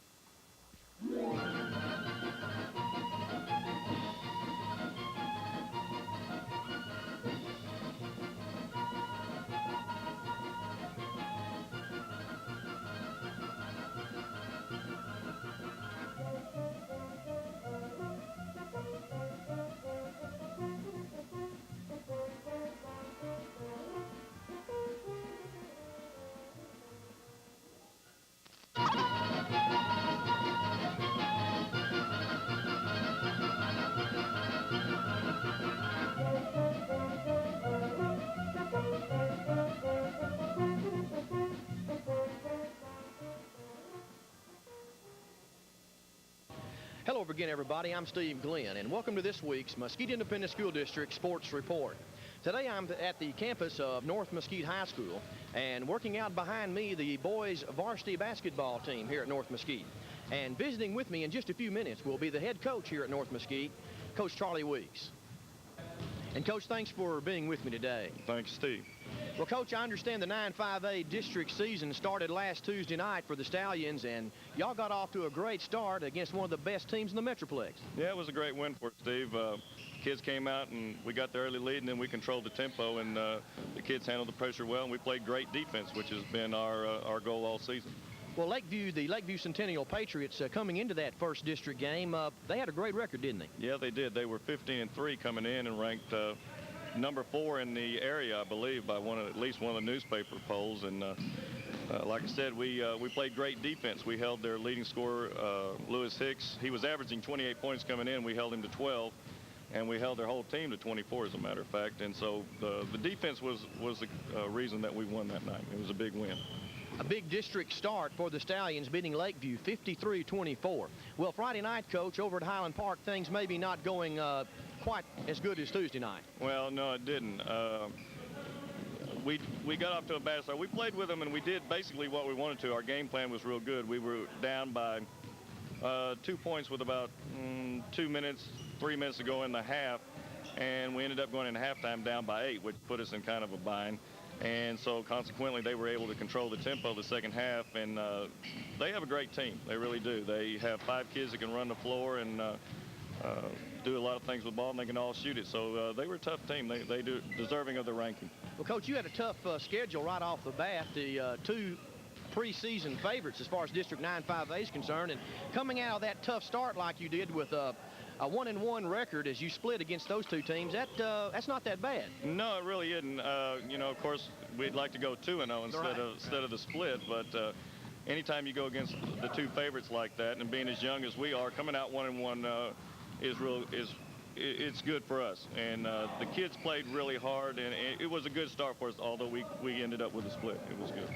Well, Coach, this is your first year here at North Mesquite as the head coach, and you're fixing to enter now the main part of your district schedule, and so far this year, have you cited any big differences from being an assistant coach here at North Mesquite to now being the head coach? Oh yeah, there's a lot of difference. Before it was just kind of come out on the floor and coach, and now there's a lot more that goes into it. It's the scheduling, the administrative duties as far as what goes on with our team. There's definitely a lot more to it. There's the scouting, making sure that you're really prepared for each ball team that you play, and yeah, there's quite a bit of difference. Right. You have to talk to people from KHS TV and things like that. Right, exactly. Well, Coach, certainly appreciate you being here with me today, and I understand you have a couple of players that you're going to let me talk to. Right. Okay, on our left, we have number 54, senior postman for us, Jace Houston, and to your right is number 30, wing person, Paul Sharp, and our captain. Certainly appreciate you guys taking time out from your practice, which I know you hate to do, to talk to me today. Well, Paul Sharp, senior captain, and that's an important role. How do you see your role as a senior and a captain on this team? I just look to keep the team together and make sure we're executing everything, you know, to make sure we have the chance to win the game and just try to keep everybody, you know, calm down and within the game plan. And that's an important role, and certainly senior leadership's important to that, and you do a good job here in North Mesquite. Well, Jace Houston, a postman. Things get a little tough inside the post play, doesn't it? Yes, sir. There's a lot of tough postmen in this district, especially. We played against one this last Friday night in Highland Park's John Cull. He's a really good postman inside, and they play really physical, and it's a big part of the play in this district. Well, I've seen both of you young men play, and you certainly represent yourselves and your team well every time you hit the floor here for North Mesquite. How about post play here at North Mesquite? Is your role different here at North Mesquite as a postman, maybe as opposed to other schools? Yes, sir. At most schools in our district, postman have usually been in the past the big scorers on the team. But this year for North Mesquite especially, my role is not that of a scorer. I'm more of I've got to play defense. I've got to shut down the other scorers inside, and rebounds are a very important part of our game. That's mainly my role. Well, you two young men certainly do a good job. Appreciate you being here with me today, and good luck to you all the rest of the season. Thank you. District play is underway all across the state of Texas in 5A basketball. The North Mesquite Stallions and the Mesquite Skeeters are also involved in that play. The West Mesquite Wranglers also started their district play this week in their district, District 5 4A. So you have a lot of opportunities to get out and see some good high school basketball. Get out and support your favorite team. For KHS TV, I'm Steve Glenn. Thanks for being with me on this week's Mesquite Independent School District Sports Report.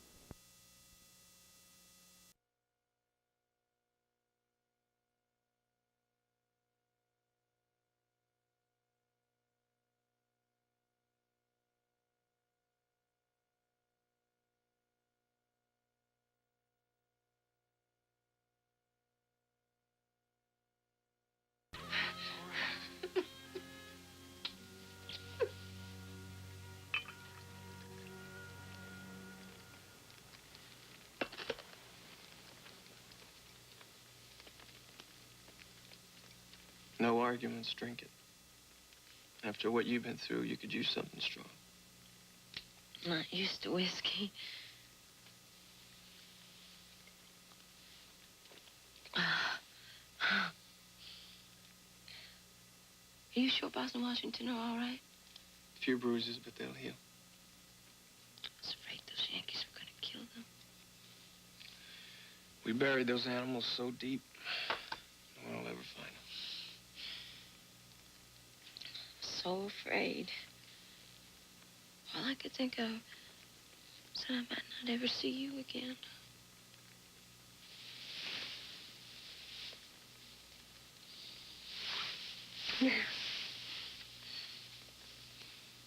God, I love you.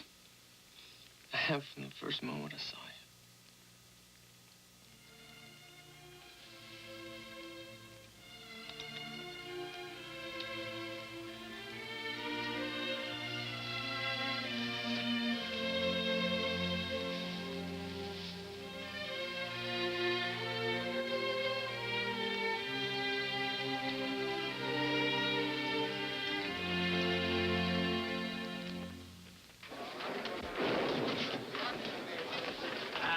Not fit day for man or beast, nor even ducks. Certainly not for our poor fellas on the march. No, sir. Sir, Secretary Stanton, Chase, and Seward are in the cabinet room, and General Hazard's wife is here. Mrs. Hazard, please come in. Tell the gentleman to be patient. I'll be along. Mr. President, an honor, sir. It's my honor and my pleasure, ma'am, to meet the wife of such a valued officer. Although I do wish the circumstances could be happier. Please sit down.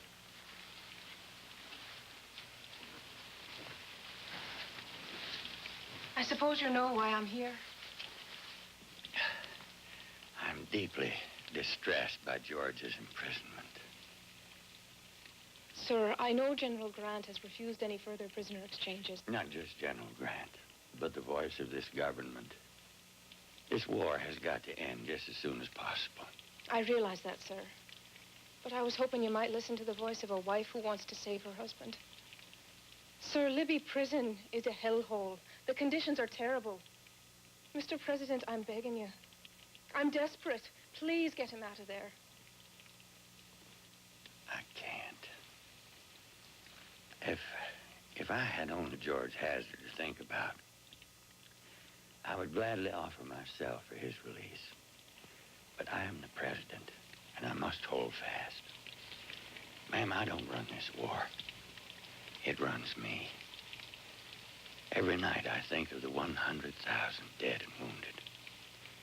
But Jeff Davis still breathes fire down there in Richmond. He's turned down my offers of amnesty and reconciliation, so we can no longer afford to replenish Southern ranks by returning their officers and men. It's a hard war, man. I understand what you must be going through. Really, I do. But, sir, I am a wife. There must be something more we can do.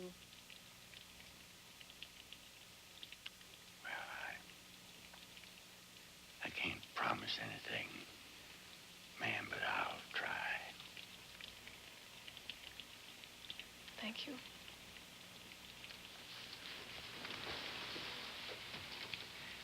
I can only ask your prayers for George.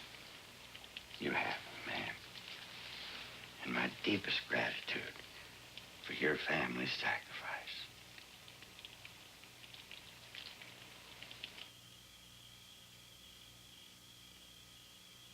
I told you, Constance. The president wouldn't be able to do anything. He has a country to run and a war to fight. Maybe George is better off where he is. He won't be maimed or killed in battle. Oh, no, Constance is right. Prisoners die every day in that horrible place. We must do something more. Stanley, you know most of the top manufacturers in the North. Is there any way that perhaps one of them has a contact in Richmond? I'll ask around, but that might take time. Time is something your brother may have very little of. You know, I've been thinking. Now, it'll probably take considerable money. But if we could get a message through the lines to Ori, he's a high-ranking officer. And perhaps there's something he can do that will help George. Constance, do you realize that sending information in and out of enemy territory is a crime? I don't care what it is, Isabel, or what it costs. All that matters is George, and we have to do everything possible. Mother? That's enough, Isabel. Oh, Constance. Ori. Oh, that's a wonderful idea. And I know someone who is sympathetic to the South who just might get a courier for us. Oh, Mother.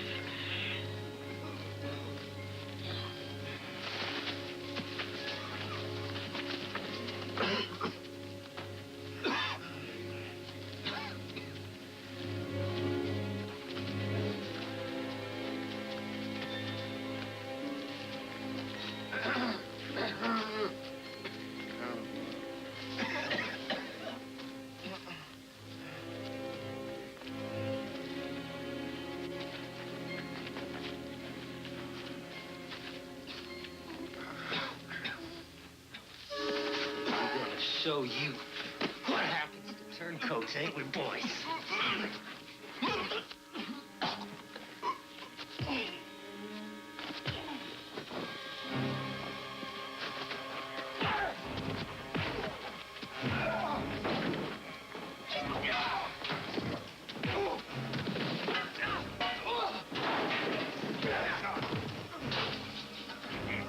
Oh, it didn't mean nothing. Hey, honest. It didn't mean nothing.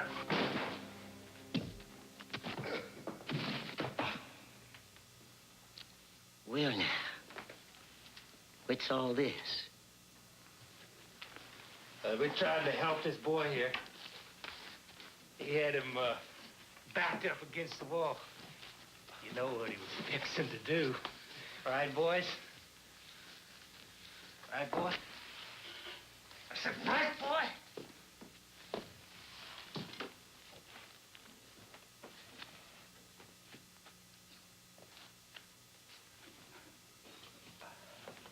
Who was it? It was him.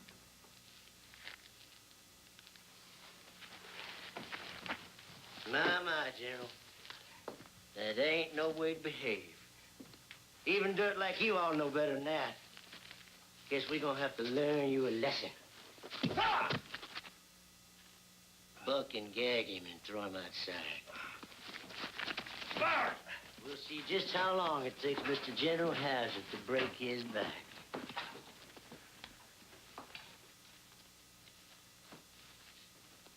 Sir. General Winder, you know he's going to be returning next week. Now, I don't think that you won't have to explain to him some dead Union general. You know how he feels about brutality to the prisoners.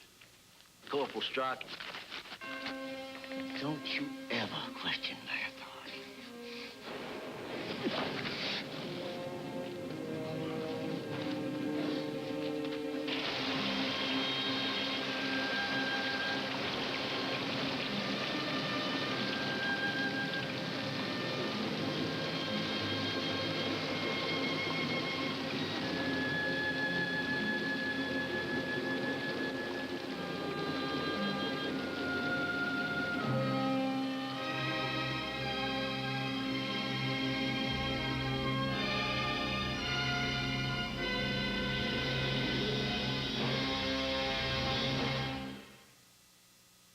Stay tuned for scenes from the continuation of North and South, Book 2. For every woman whose microwave cookware is too hot to handle, Rubbermaid makes cookware that keeps it cool. For every woman who's baffled by those food keepers you can't see through, Rubbermaid clears things up. You can buy something less than Rubbermaid, but then you won't get something made like Rubbermaid. Don't you wish everything was made like Rubbermaid? I bet you think my favorite bubbly is champagne. Well, surprise. What I really love is Sun Country Wine Cooler. It's a truly marvelous blend of real fruit juice and premium wine. As a matter of fact, it's the best tasting cooler I've ever had. So when they asked me to talk about Sun Country, naturally I accepted. Sun Country. Say, gimme the real juice cooler. They told me I'd be working in fur, but this is ridiculous. Dad, let's get Mom something glamorous this year. How about this gold chain? And one of those gold bracelets. I like the diamonds, too. Look, we can match the robe with the pajamas or the nightgown. Nice. I'll look good in that. How about a microwave oven? Microwave? Look, $190 off. Yeah, then maybe you could cook for her. Oh, Dad. Smarter than ever. Don't forget the diamonds. J.C. Penney.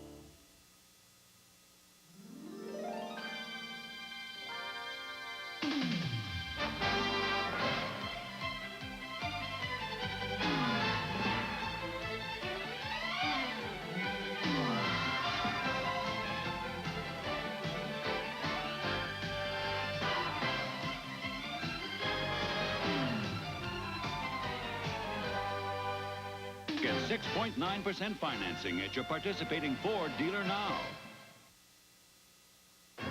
Tomorrow night, Highland, I love you. the saga continues. Do you think you're gonna escape like those others? I am gonna get him out of there, and you're gonna help me. Get on out of here, or this other barrel's gonna blow your head off.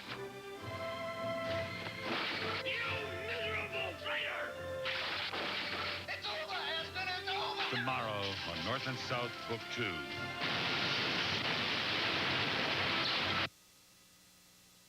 Tonight's presentation of North and South Book 2, brought to you by Ford and your local Ford dealer, who invite you to see the 1986 Ford cars and trucks. Have you driven a Ford lately? This is Tracy Rowlett, and coming up next, News 8 goes on the road to beautiful Big Bend National Park. Ride the white waters of the Rio Grande, visit a legendary ghost town breathing new life, and meet a Highland Park woman who traded it all for the desert sands. Tonight, live, as we celebrate Texas on the road. It's next, here on Channel 8.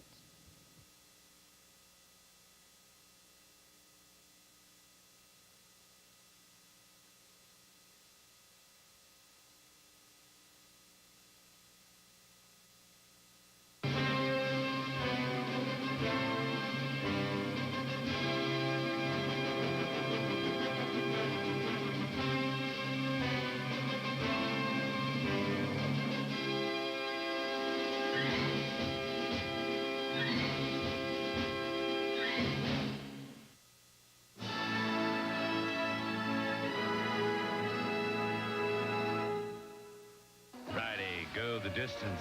How far do you go? Nobody goes better than Sean Connery. Thunderball. Parental discretion advised. A major earthquake centered in the Aleutian Islands prompts tidal wave warnings along parts of the U.S. West Coast. And journey with us to the mountains of Mexico to meet a woman who's given up what could have been a life of luxury for a more Spartan existence in the remote mountains. We're celebrating Texas live via satellite from the Big Bend National Park. So stay with us. Miller Lite presents Light Moments in Texas History. Oh, beautiful, beautiful. In 1833, Stephen F. Austin paid a friendly visit to Santa Ana. Santa, baby, what's happening? Huh? How's Anna, huh? Guard! He was summarily imprisoned for 18 months. Hey, give me the money back. Well, yes. Hey, God. Tell my horse I'll be late for dinner. Oh, us Texans get no respect. But he later became known as the Father of Texas. This light moment was brought to you by Miller Lite, the biggest beer in Texas. Prepare for the most extraordinary event of your lifetime. An event that will forever alter the course of mankind and womankind. The next major turning point in the history of all civilization. Hi! Introducing the new Suzuki Samurai 4x4. The beginning of the universe was dull by comparison. The discovery of fire pales in significance.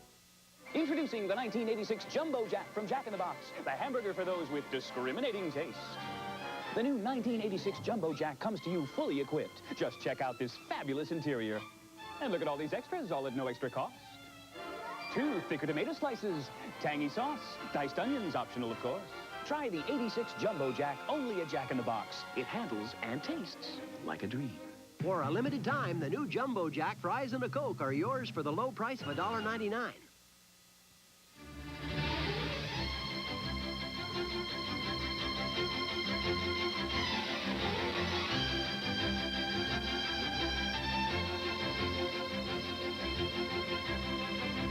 Now, celebrate Texas with a special edition of the News 8 Update.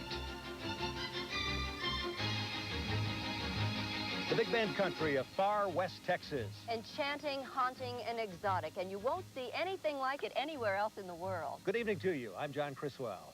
And I'm Midge Hill. And tonight we begin celebrating Texas in this very special anniversary year. We thought this was the perfect time to show you a unique part of Texas. And of course, we'll bring you all the important news from Dallas-Fort Worth, along with the latest world and national news, too. We're in Big Bend National Park, and we'll fill you in on all the details of our stay here. But first, the entire Pacific Rim is poised for a possible tidal wave or tsunami tonight after 3 major earthquakes rocked Alaska. The quakes were centered near the Aleutian Island chain, which extends west from the Alaska mainland. Almost immediately, radio warnings went out for residents along the coastline. Possible tsunami has been generated. Additional information will be provided over this station as it becomes available. The Alaskan city of Kodiak, in a low-lying coastal area, was evacuated as soon as the warning was issued. Evacuation are also being urged along the west coast as far south as Oregon. Hawaii and Japan are also bracing for what has the potential to be a major tidal wave. The only damage report so far comes from the Naval Air Station at Adak, Alaska, near the end of the Aleutian chain. And of course, we'll keep you updated on any new developments in the area. As we said, we're at one of the wonders of the Southwest, and we want to show you just where we are in relation to the Dallas-Fort Worth area. You head west for about 500 miles. That's when you get to what's called the Trans-Pecos, or Big Bend area of Texas. Then you head south for about 100 more miles, and you're in the national park. And we're sitting in front of the park headquarters, tucked away in a remote land most Texans have never seen. What makes this area so special? 3 types of terrain combined to make not only a unique, but fascinating environment. The mountains, they're craggy and jut through the wilderness. They're called the Chisos, named after Indians who lived here more than 400 years ago. They're rugged and sometimes eerie, always majestic.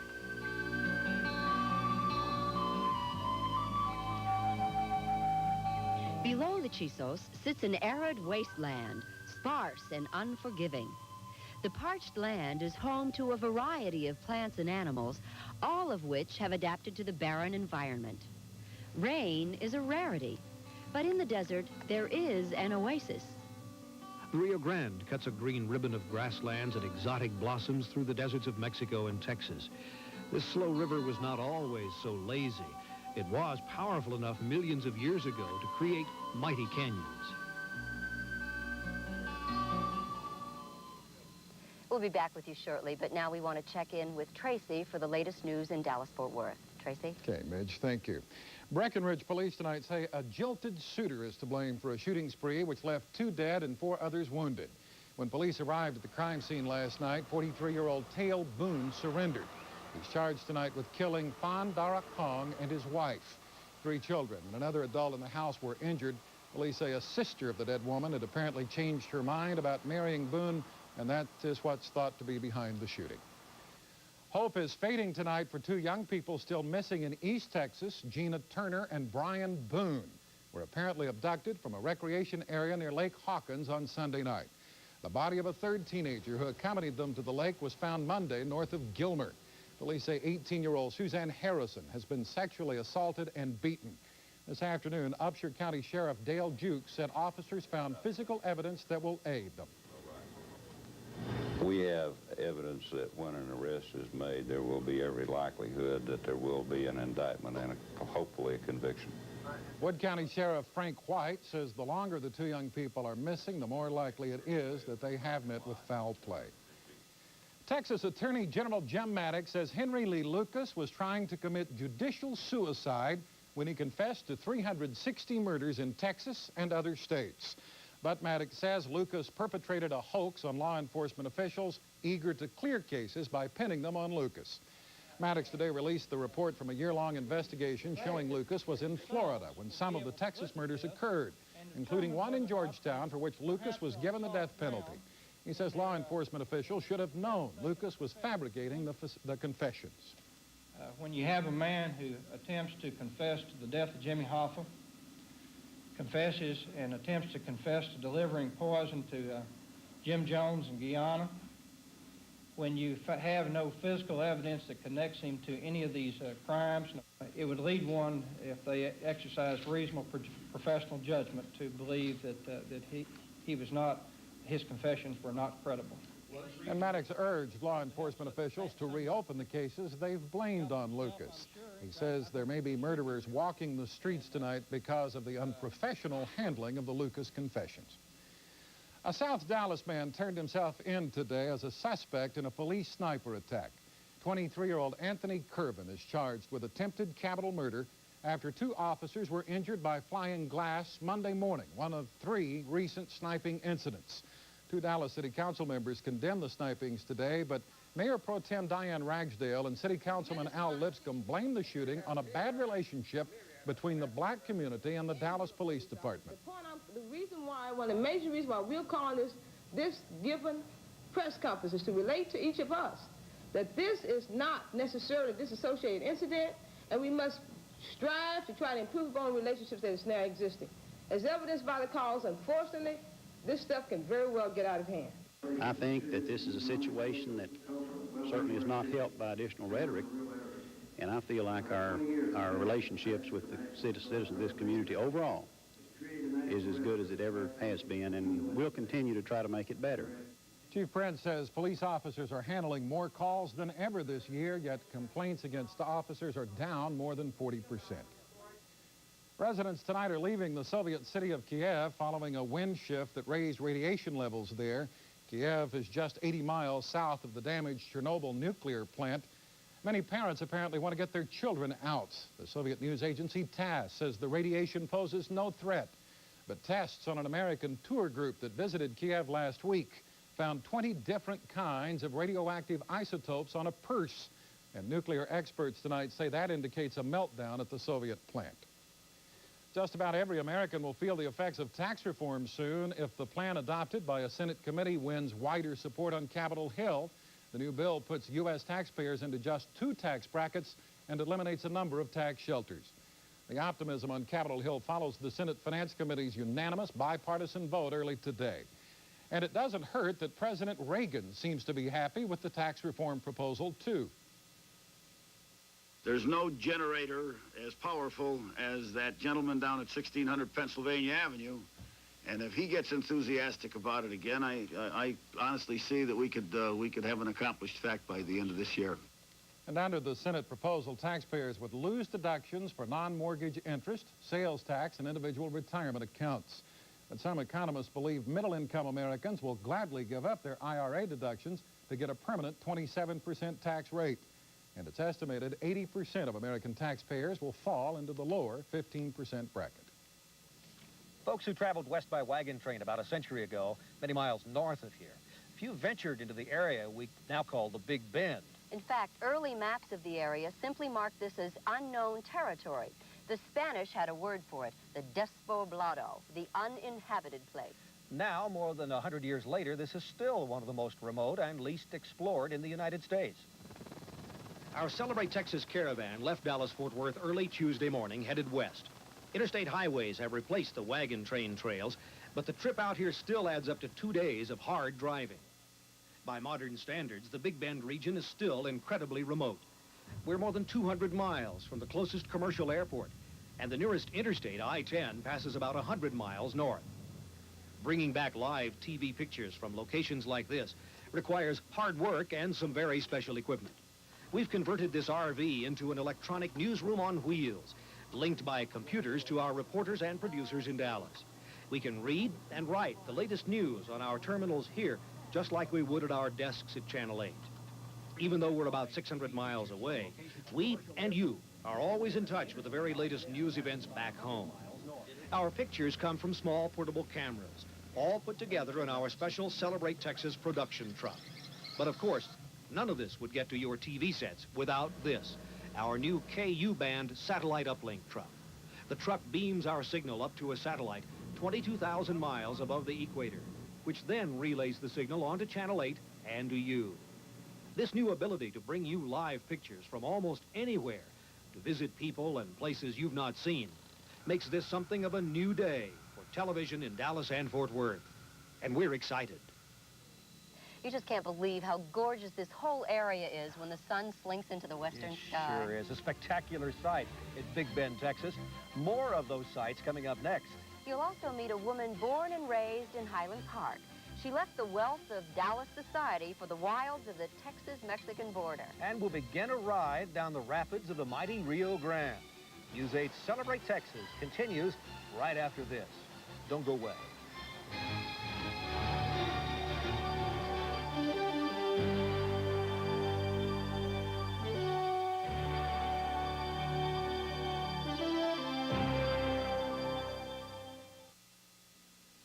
For ordinary rates like these, you can rent extraordinary cars like these at Hertz. T-Birds $35.90, Taurus $38.90. While a small bank has its charm, it may not be as sound as you'd like. On the other hand, some large banks have such a volume of accounts that no one seems to hear you. But Grand Bank is perfectly scaled and beautifully balanced to meet your needs for stability and responsiveness. Since 1927, we've been making your money perform. Grand Banks. We're not small, we're not large. We're just grand. A computer doesn't know if Susan Unick can use her hands. It doesn't know if she can walk. That's why computers can offer job opportunities for the disabled.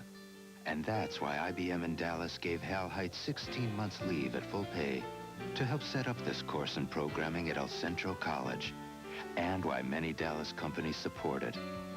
Job training. It's one way IBM people working in Dallas are working for Dallas. The 740 Turbo Wagon by Volvo. Until Ferrari builds a wagon, this is it. Este noticiero es transmitido por la estación de radio KESS FM 94.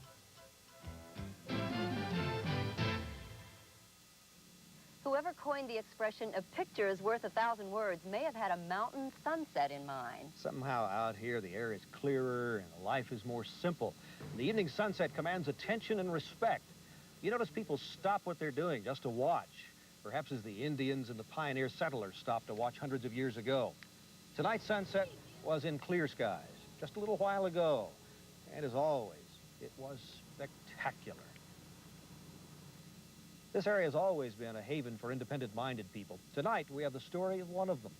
A lady from the Dallas-Fort Worth area who moved into Mexico 7 years ago simply because she wanted to. Now, the money she makes is from putting up an occasional tourist in her guest house. And the money she spends is on the barest necessities. John Pronk has the story. We've all seen stories about the human migration crossing the Rio Grande from Mexico to America in search of a better life. But this story is about someone crossing against the current. An American who once a week picks up supplies in the U.S. and then heads back into Mexico. Her name is Mimi, and 7 years ago she first crossed this river, also in search of a better life. When I first came out, people were saying, oh, you're making a terrible mistake. How can you change your entire lifestyle and be happy? Mimi Webb Miller's lifestyle here in Mexico is not what she knew in Highland Park. Yes, Highland Park. Landscaped yards, jacuzzis, and BMWs exchanged for sagebrush, jackrabbits, and a Volkswagen missing on one cylinder. When she picks up provisions in Lajitas, Texas, and heads back to her mountaintop, she leaves Texas behind in every sense.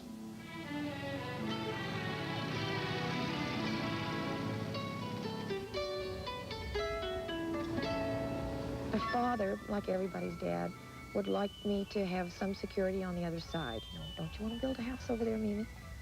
Well, I can't really stand living on the other side. I can't wait to get over it. This is my home.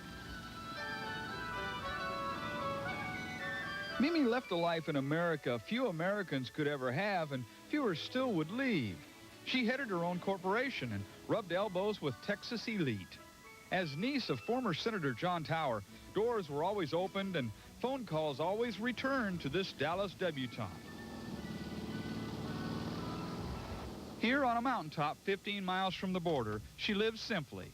The doors are left open, and there's no phone at all, or electricity, just kerosene lamps and a propane stove. This is a staple, yeah.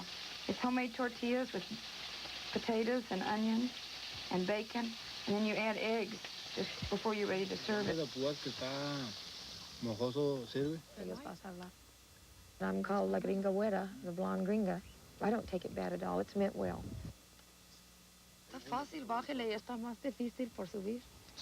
Her ranch hands have been with her about a month. Periodically, Jose crosses the river himself, only to be brought back courtesy the Border Patrol. Like chaps over a sunsuit, this Dallas debutante in the Chihuahuan Desert is a study in contrast. They look at me for what I am today, what class status I had before. It doesn't really pertain now here. I owned a house once in Dallas, but it's not like owning a piece of nature. It's the most peaceful place I've ever been in. Tranquil. It's beautiful. It's what makes this life so rich. Not monetarily, that isn't what matters. What matters for Mimi Miller is living simply, frugally, and totally at peace. No, I don't regret it at all. And frankly, it's like the old Scarlet O'Hara, I don't give a damn. John Frank, Channel 8 News, in the Sierra Madres of Mexico. It was hot and dry here today, Yeah. but then it's always hot and dry here. Presidio's not very far from here, and it's always the hot spot of the nation. Not always, but most of the time. Yeah, 94, I think, was the high here today. Well, let's check in with Tracy and with Troy to find out what the weather's going to be like back there. I'll tell you what, I've been trying to get Troy to get with the program. I said the gang would be going to see Big Ben, and he said, what are they doing in London? That's right. I haven't seen the clock or anything. Weather here. Haven't seen the fajitas either, have we? That's right. I had some tonight for dinner. Weather here. Yeah. Well, it's hot and dry where they are, and it's warm and humid where we are, and in betwixt and between some big thunderstorms out around San Angelo, Abilene, Kent County, Stonewall County, and we'll talk about our prospects for the next few days in just a moment.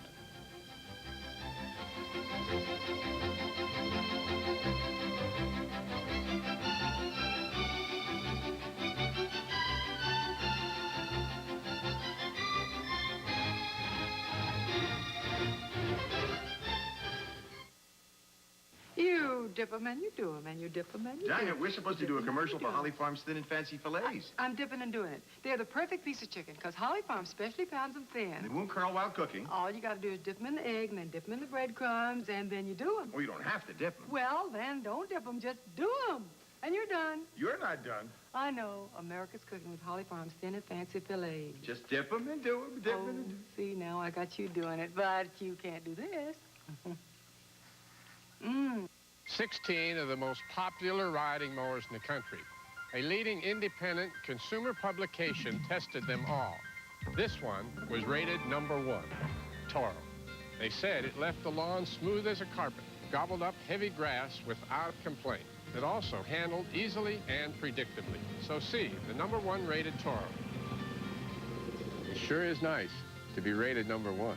Toro GTS 2-cycle mowers are available at these fine Toro dealers. Hungry for a change? Wait till you see what's cooking at Furs. Furs had seafood from the ocean, beef cooked up with a flair, and tender chicken dishes made with loving care. Furs has vegetables daily, lots of salads fresh and green, and the sweetest bunch of pies and cakes that you have ever seen. So come on down and take a look, and something good is always cooking. You just can't beat what's cooking at Furs. Mom, send $500 soon, or there won't be a honeymoon. To send money fast, come to Western Union. It'll get to any of our 10,000 locations, usually in 15 minutes or less. Western Union, the fastest way to send money. It's showtime in New York, and you can go to the hot shows and big musicals with Entertainment Tonight. Join Mary Hart and Rob Weller on Broadway and find out what song and dance star Bernadette Peters thinks of her chances for a Tony. Then, from London, those folks with more fans than Dynasty in Dallas. What's the latest on England's royal family? And from Hollywood, a close-up look at your favorite stars and their hottest scenes from those big screen sizzlers. It's all on Entertainment Tonight. After the News 8 update.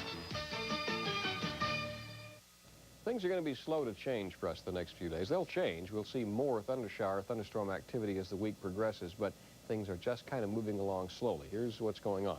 Here's a radar. Now, this is a radar earlier in the evening, about 7 o'clock. Now, see the Stephenville ground clutter area here? This is what always is there because of the permanent echoes on the Stephenville radar. Before we run this, I'll tell you that toward the end of the sequence, you'll see that blossom out. This happens on a warm night like this, and we get some what they call anomalous propagation. It means false echo, but you'll be able to tell what's the real rain, I think, and let's see it run through the evening. Showers moved away from us. The big ones are out in the western part of the state. We don't really have any rain around here right now, with the exception of this little area of showers east of Jacksboro, moving on up past Decatur later tonight. That's not really storminess. That's not going to affect anybody adversely. In the area just west of Paris, there's a thunder shower, but this one right here is the only one causing real concern at the moment around Aspermont, Claremont, Kent, Stonewall County, northwest of Abilene. This has been a severe thunderstorm area for the past couple of hours. Golf ball-sized hail, numerous reports there. Now let's take another look at this. This is the satellite photograph from 7 o'clock. And let's step through the evening here with the satellite photographs. You can see the cloud mass continues to grow during the evening, and we have a lot of thunderstorm activity in this area of west central Texas right here. Well, let's put the systems on there. Here we have a lot of moisture. Southeast winds off the Gulf over us. Dry, hot air in the southwestern part of the state as these two air masses meet in the area just ahead of this trough of low pressure. That's where the thunderstorms have been occurring. There's been a tornado watch till 11 o'clock that, it ran from about Palo Pinto County westward. The bulk of that activity now continues to be a threat only in that area around the area north of Abilene, up east of Wichita Falls. Now, I say this is going to be slow to change because the upper airflow is still from the southwest. It's running parallel to these troughs. It needs something to push it through, and nothing is apparently going to do that for a while. It'll get closer, meaning our chances for thunderstorms will be better beginning about tomorrow night and Friday. Temperatures look like this now, and there they are.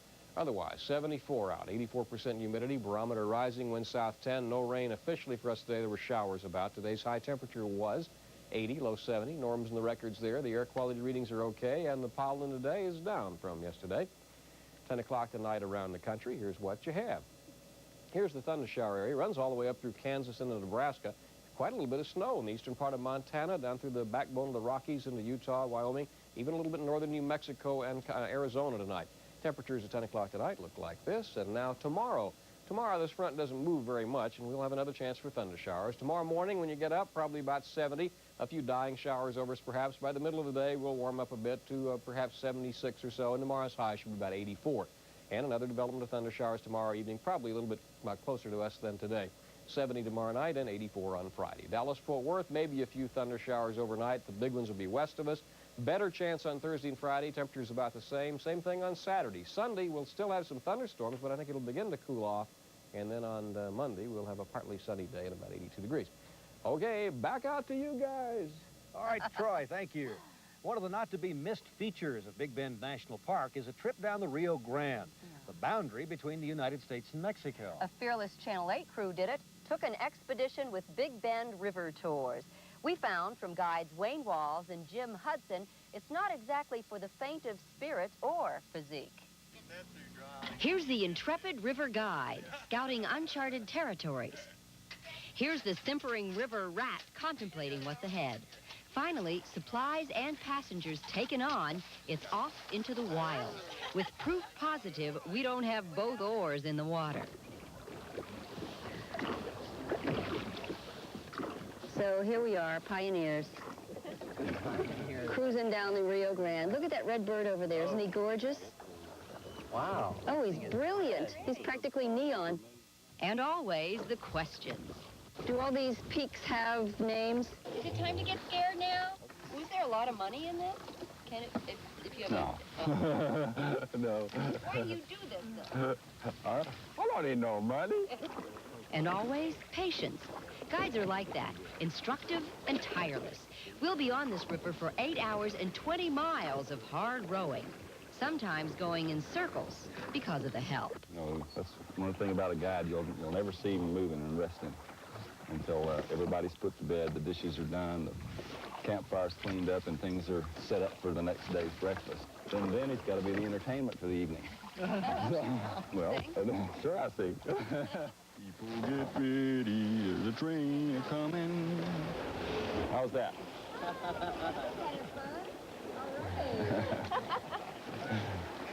Action. Yeah, all right. Play. Action-packed adventure here. That's our first big rapid. Okay. Are there more? And what's to come? We have lunch, and then we have all the rest of the day to explore the area or swim or just nap in the shade or it's whatever folks like to do. How about the local color, the snakes and stuff like that? No, I've never had anything get in my bed with me that I didn't ask it. It's just such a clean, pristine place. I really enjoy living here. I live just part of my life here, you know. I feel like I'm a migrant river worker. I'm more like a modern-day Comanche that rows boats instead of rides horses. And away we go again. Hang on now, hang on tight. Hang on tight. Hang on tight, we're gonna try again. Bumper boats, bumper boats. Oh, what a trip. And I can tell you, did I use the Bengay that night? Yeah. I bet you did. And tomorrow we're going to take, the trip continues through the Santa Elena Canyon. Spectacular. You saw it on the way in today, it was right? Wonderful Yeah. from the air. It'll be fun. Be fun on the ground, too. Yeah. Meanwhile, back at Arlington, the Texas Rangers are trying to get the upper hand on the Detroit Tigers. Both teams have notched one win in the series. Dale has highlights of tonight's game when we come back.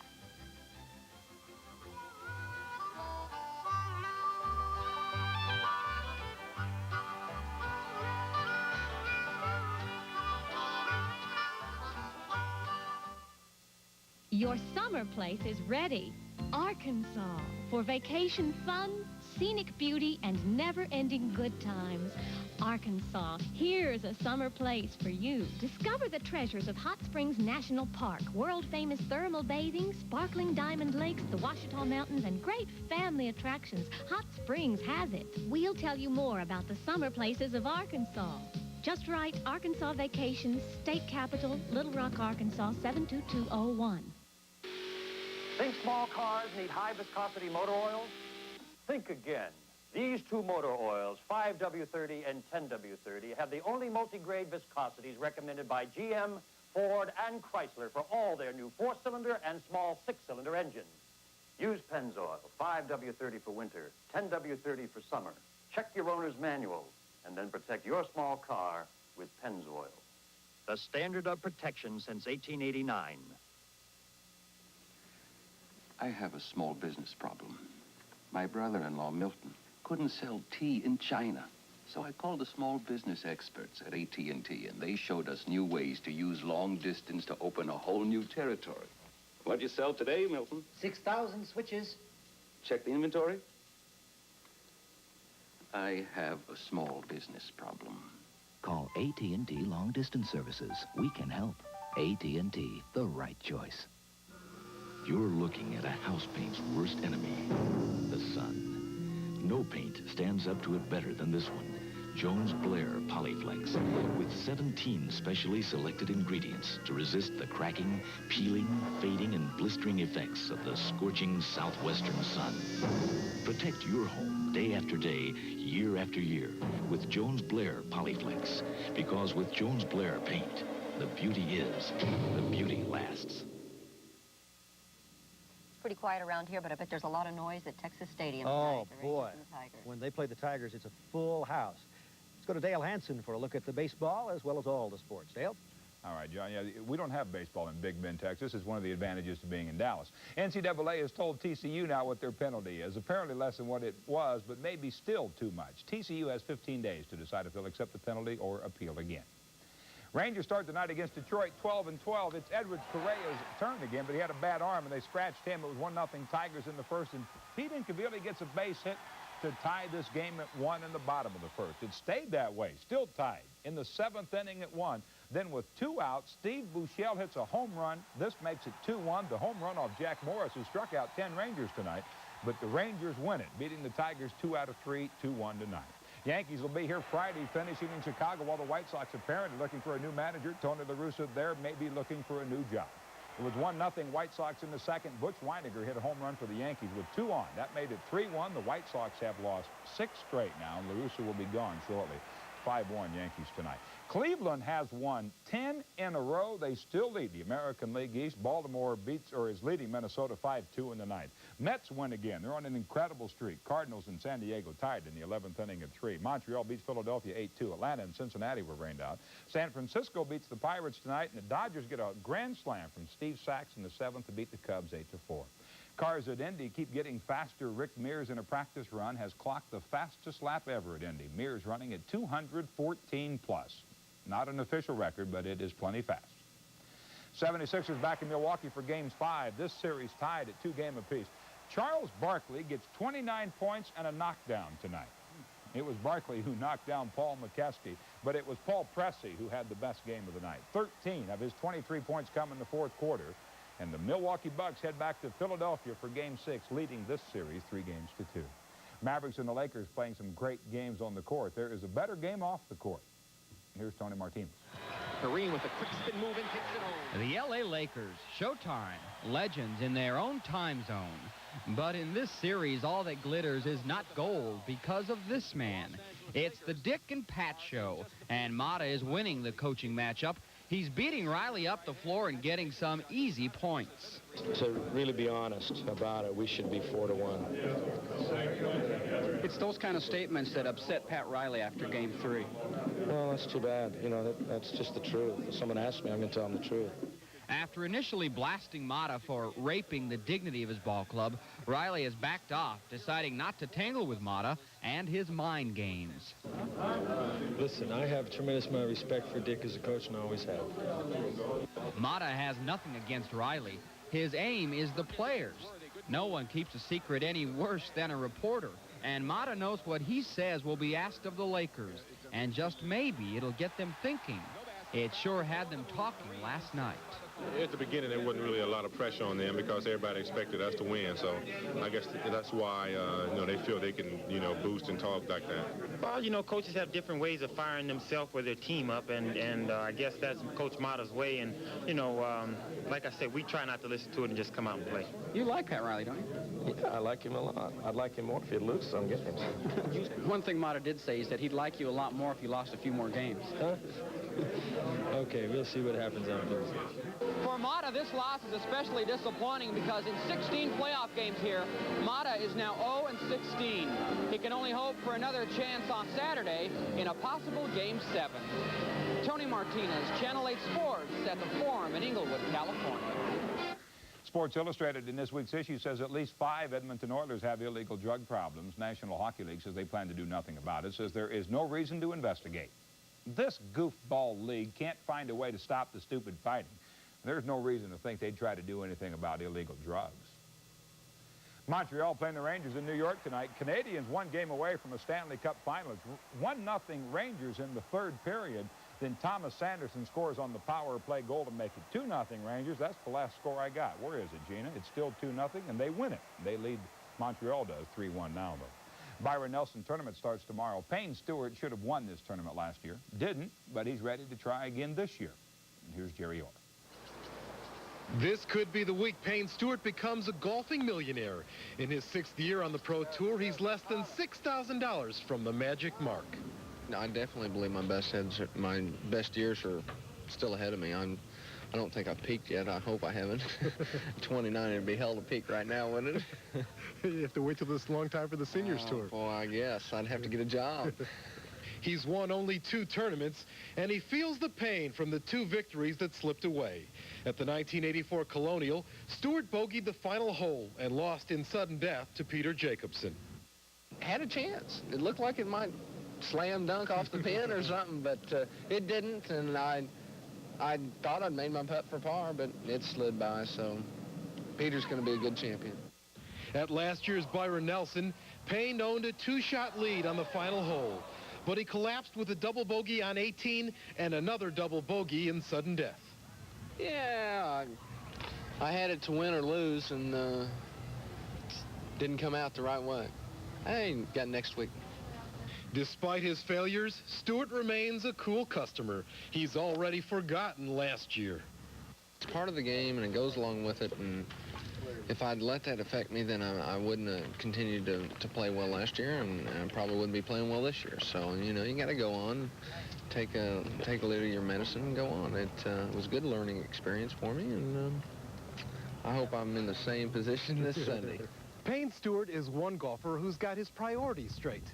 He'll play tomorrow's first round of the Byron Nelson, then shower quickly, then head over to Reunion Arena for game number 6.